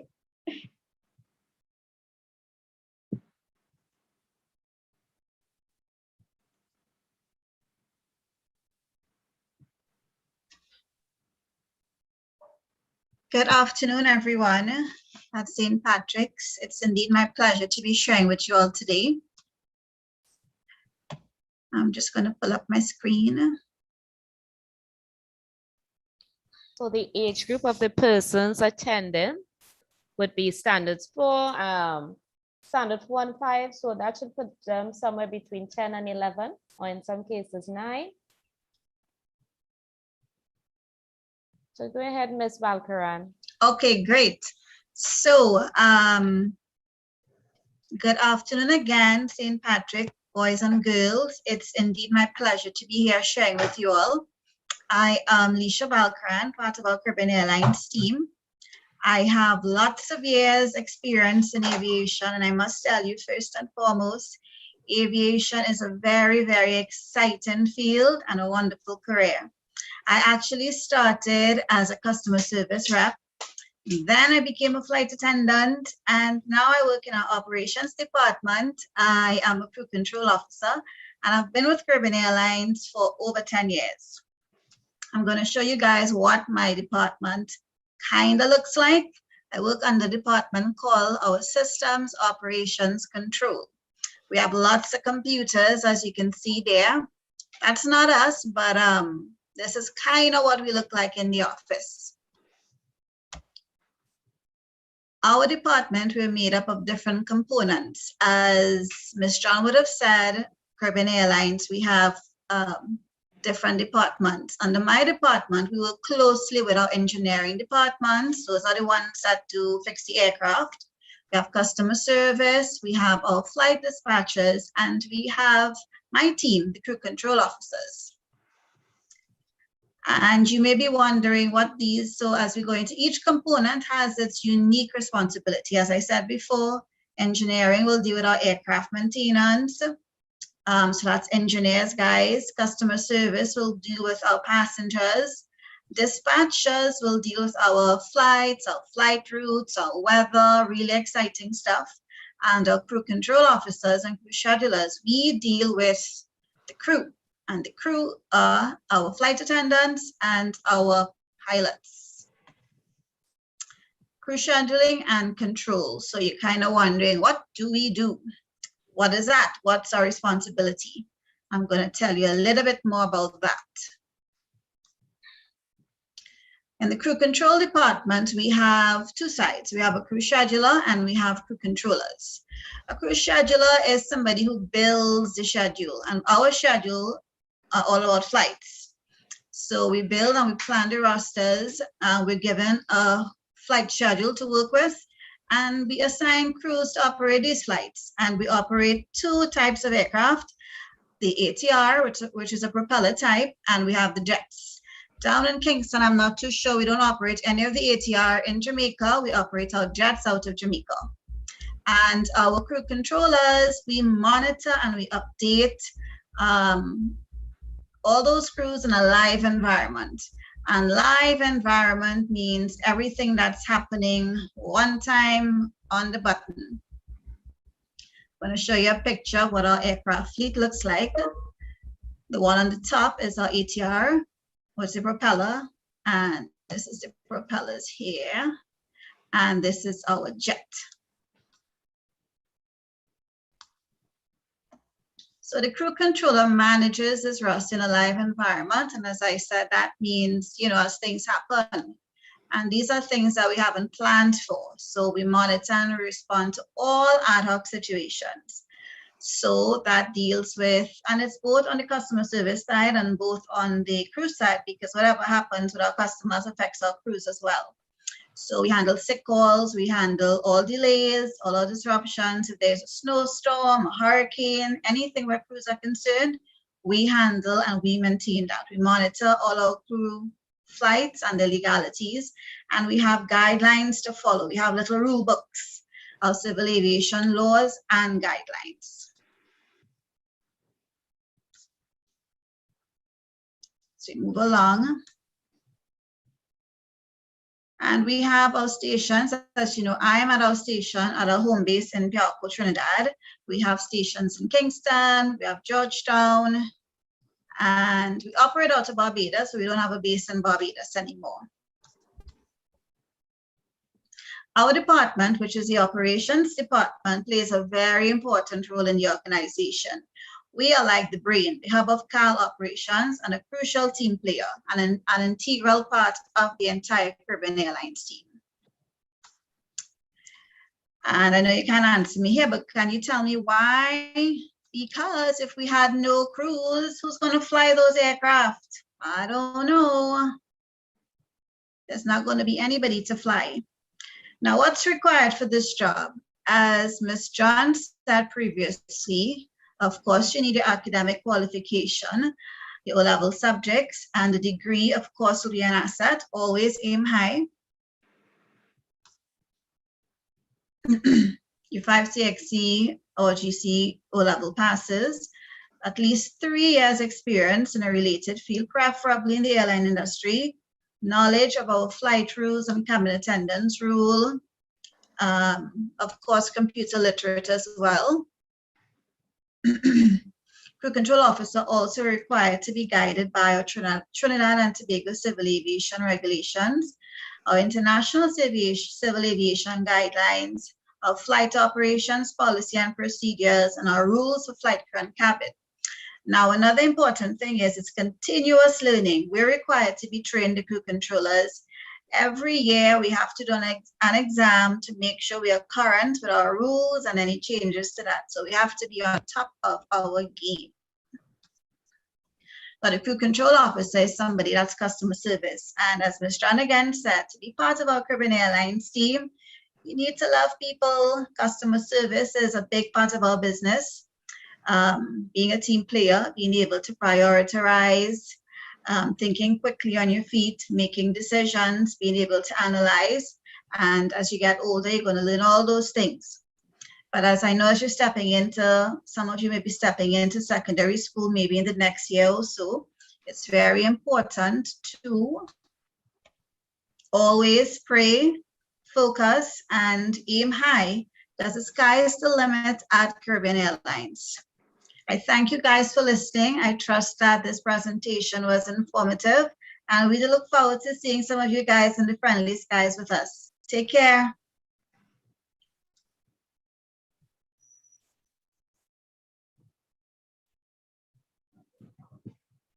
All right. Okay, so that's the end of our team's presentation. I know that many of you, well, you all are still in primary school, but some of the information that was shared is just so that you all will keep in mind, because I mean, you all will be going on to secondary school just now. Before you know it, secondary school will be over, and before you know it, you're looking for a job, right? So this is just advanced information. So when you go out there, I mean, I hope you remember some of the stuff we shared. And so when you actually start looking for a job, you could actually think, hey, you know, remember those young ladies who came to our school and they were talking about the different departments at Caribbean Airlines. Maybe I could apply there for a job, you know? So this is kind of like futuristic kind of way. So we hope that you all enjoyed what we shared and that there was something that, you know, would have stood out to you in some way, maybe helped you understanding a bit more about how we operate. Well, at least we hope so. I know it was a lot, but you know, we hope that you all will be able to process some of the information. Thank you. Is asked if they have questions or would they be able to ask it? Yeah, they should be able to type their questions in the chat. So I'm looking for it. Ms. Williams is on the chat and she's going to send it to us. But I want to thank you guys for that very comprehensive presentation. They are in primary school, as you said, but there are some subjects that they would need to focus on from now. So like the social studies, because they will have to interact, whether it is in the operations department and the marketing department. They will have to know their math, they will have to know their English, you know, and in terms of personality types and skills, they will have to know how to make friends, and they're learning all these things at primary school level. So yes, this applies to them. They're not ready to apply for the job as yet, but it's career awareness, so it gives them something to think about, and it also helps them to understand how their personality types can be matched to the careers that they desire, because from now most of them would have ideas of what they want to be. All right, and given the presentation, they can know, well, do I have the personality? Do I have the skills? Do I have the abilities to go into that particular field? So let me see what questions we have here. So the first question we have is, what is the best thing about working in Caribbean Airlines? Anybody can take the question. Okay, I will take that. The best thing about working with, I should say the best thing, because all of them, the best thing is the people that you work with, because it's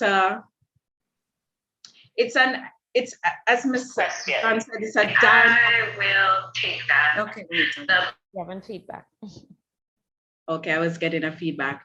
All right, so I was saying that the people that you work with, you know, it's a dynamic environment. You have different personalities, and sometimes you leave home, you're not necessarily in the best, you don't feel you're at your best, but when you get to work and your coworker cracks a little joke, and you know, the atmosphere changes, and you just feel as if you're at home. We're a family when we work with Caribbean Airlines.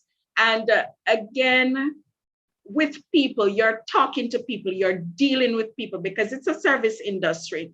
And from every area, even if you work in finance, at some point, you are going to be in contact with people. So people on a whole, working with people, talking with people, that's one of the best things for me. Thank you very much. We have another question. Where is your favorite place to fly or to visit?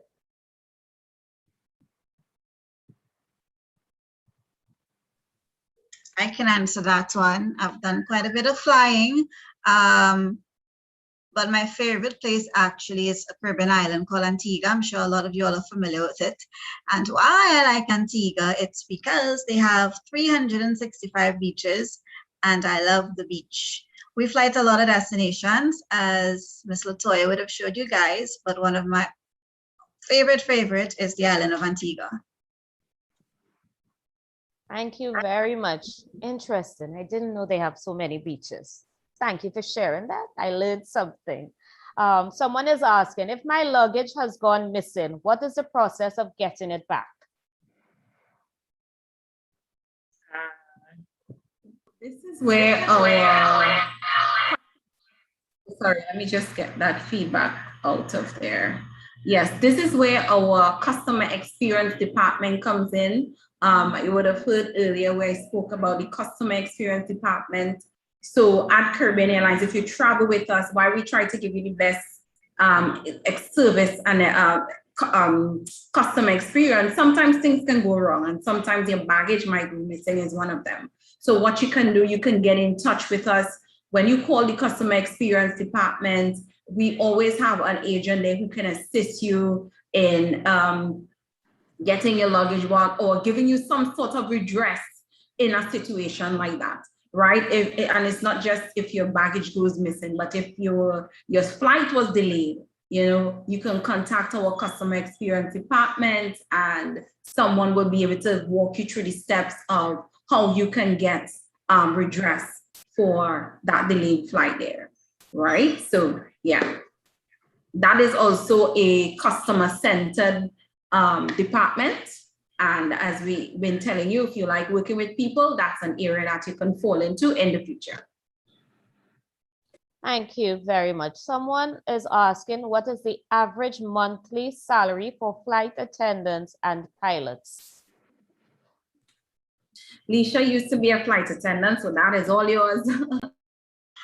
Wow, guys, I can't tell you guys exact figures, but what I can say it's that it is a good salary. And also, as an aviation worker working in the airline, you also have travel benefits. So if you're looking for a good job, both pilots and flight attendants make a good living. So it's something to consider, but not just the salary, guys. You have to love people and really, really enjoy it as well, because it's a lot of hard work and work hard. Thank you. I like how you put that across. Thank you so much. Ms. Williams, do we have any more questions? Let me just see if we have any more questions. Oh, someone says, what do you do when everyone has left the plane? What do you do? And I guess that will probably be for the flight attendant, someone who has been a flight attendant, a stewardess. Ms. Valkaran. So after everybody leaves the aircraft, we do a check through to make sure nothing has been left behind. We have to check up all our stocks and stuff, so it just doesn't end there. We have some work to do after as well. I'm seeing another question popping up. I'll answer it one time. Are you required to work on public holidays? Oh yeah, we are. So sometimes on Christmas Day, Carnival, we have to work as well because the airline does not close, guys.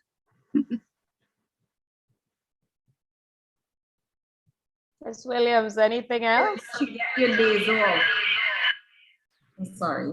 Yes, you do get days off. So even if you work your weekend, and then you will get compensated with, days off during the week or so forth. So don't think you just work. You do get time off, all right? But as Alicia said, the airline doesn't close. We always, working, always in operation. You've got one more question, Ms. John. What is the most interesting experience?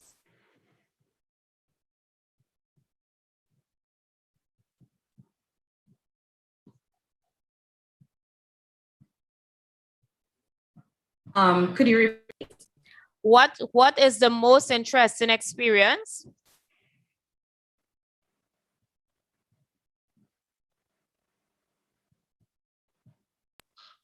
What is the most interesting experience? Yes.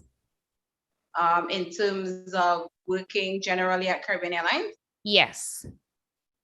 Okay, well, what I would say is that at Caribbean Airlines, no one day is the same. So you literally can't point out. I mean, to me, every day is interesting.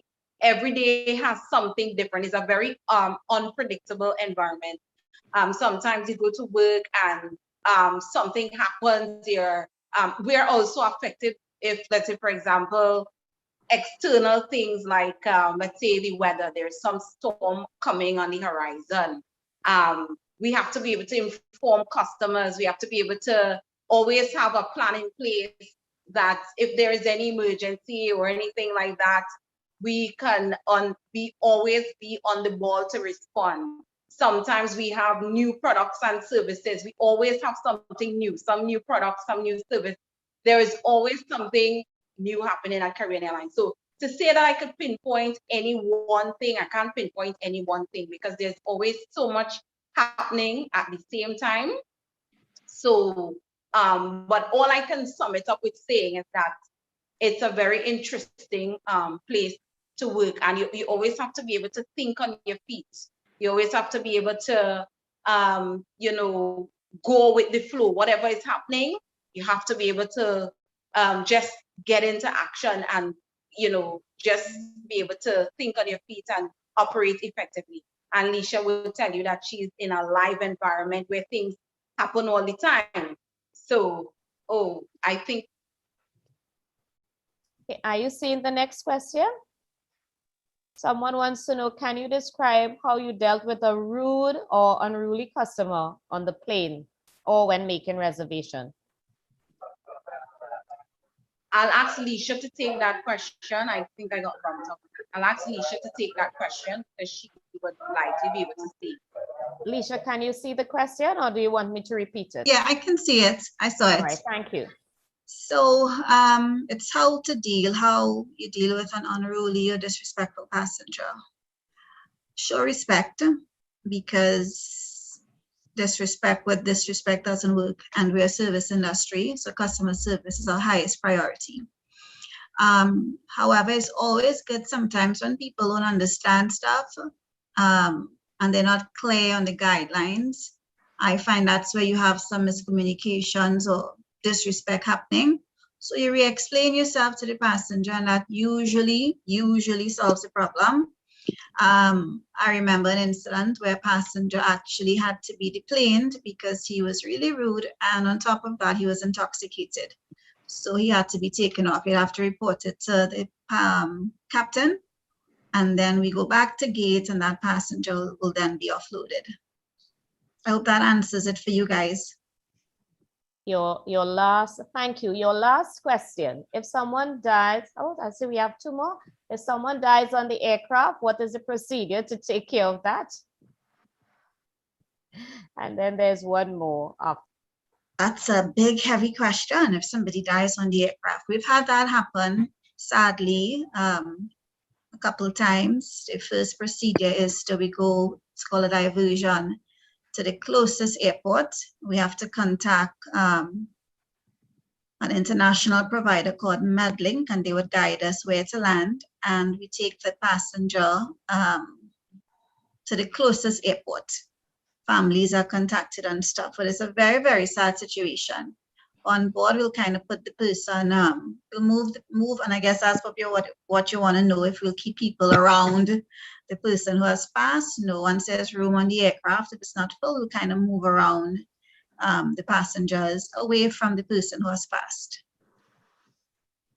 And someone is asking, has there ever been an emergency that where the plane had to turn around? So like if there was an emergency on board and a Caribbean Airlines flight had to turn around, has there ever been something like that? Emergency as in aircraft, maybe something, an aircraft problem or issue. Yeah, we've had instances like that, because again, at Caribbean Airlines, safety is our #1 priority. So we take that very, very seriously. So I wish to sincerely thank you guys again for your presentation. This brings us to the end of our question. And so I just want to thank you again. It was very interesting, as I said, and we thank you for your time. Do have a lovely afternoon, ladies. Thank you very much. All right, thank you for having us. Thank you very much. It was our pleasure. We really appreciate it. Thank you. All right. You all can go backstage. Sure. Yeah, you can take it backstage. All right, so students, I hope you had a good day today. We had, from this morning, we started off with guidance from the Student Support Services Division. And then we went on to Gardenscape. We ended off with Gardenscape, sorry. This afternoon, we had digital marketing and Caribbean Airlines. So I know that you guys would have learned a lot today based on the question you're asking. And I want to thank you so much for being here. I wish you guys a good afternoon, and I'm going to see you tomorrow, the Lord's willing, at 9:30 a.m. Do have a good afternoon, students and teachers, and thanks again to our presenters for today. Thank you very much. Good afternoon.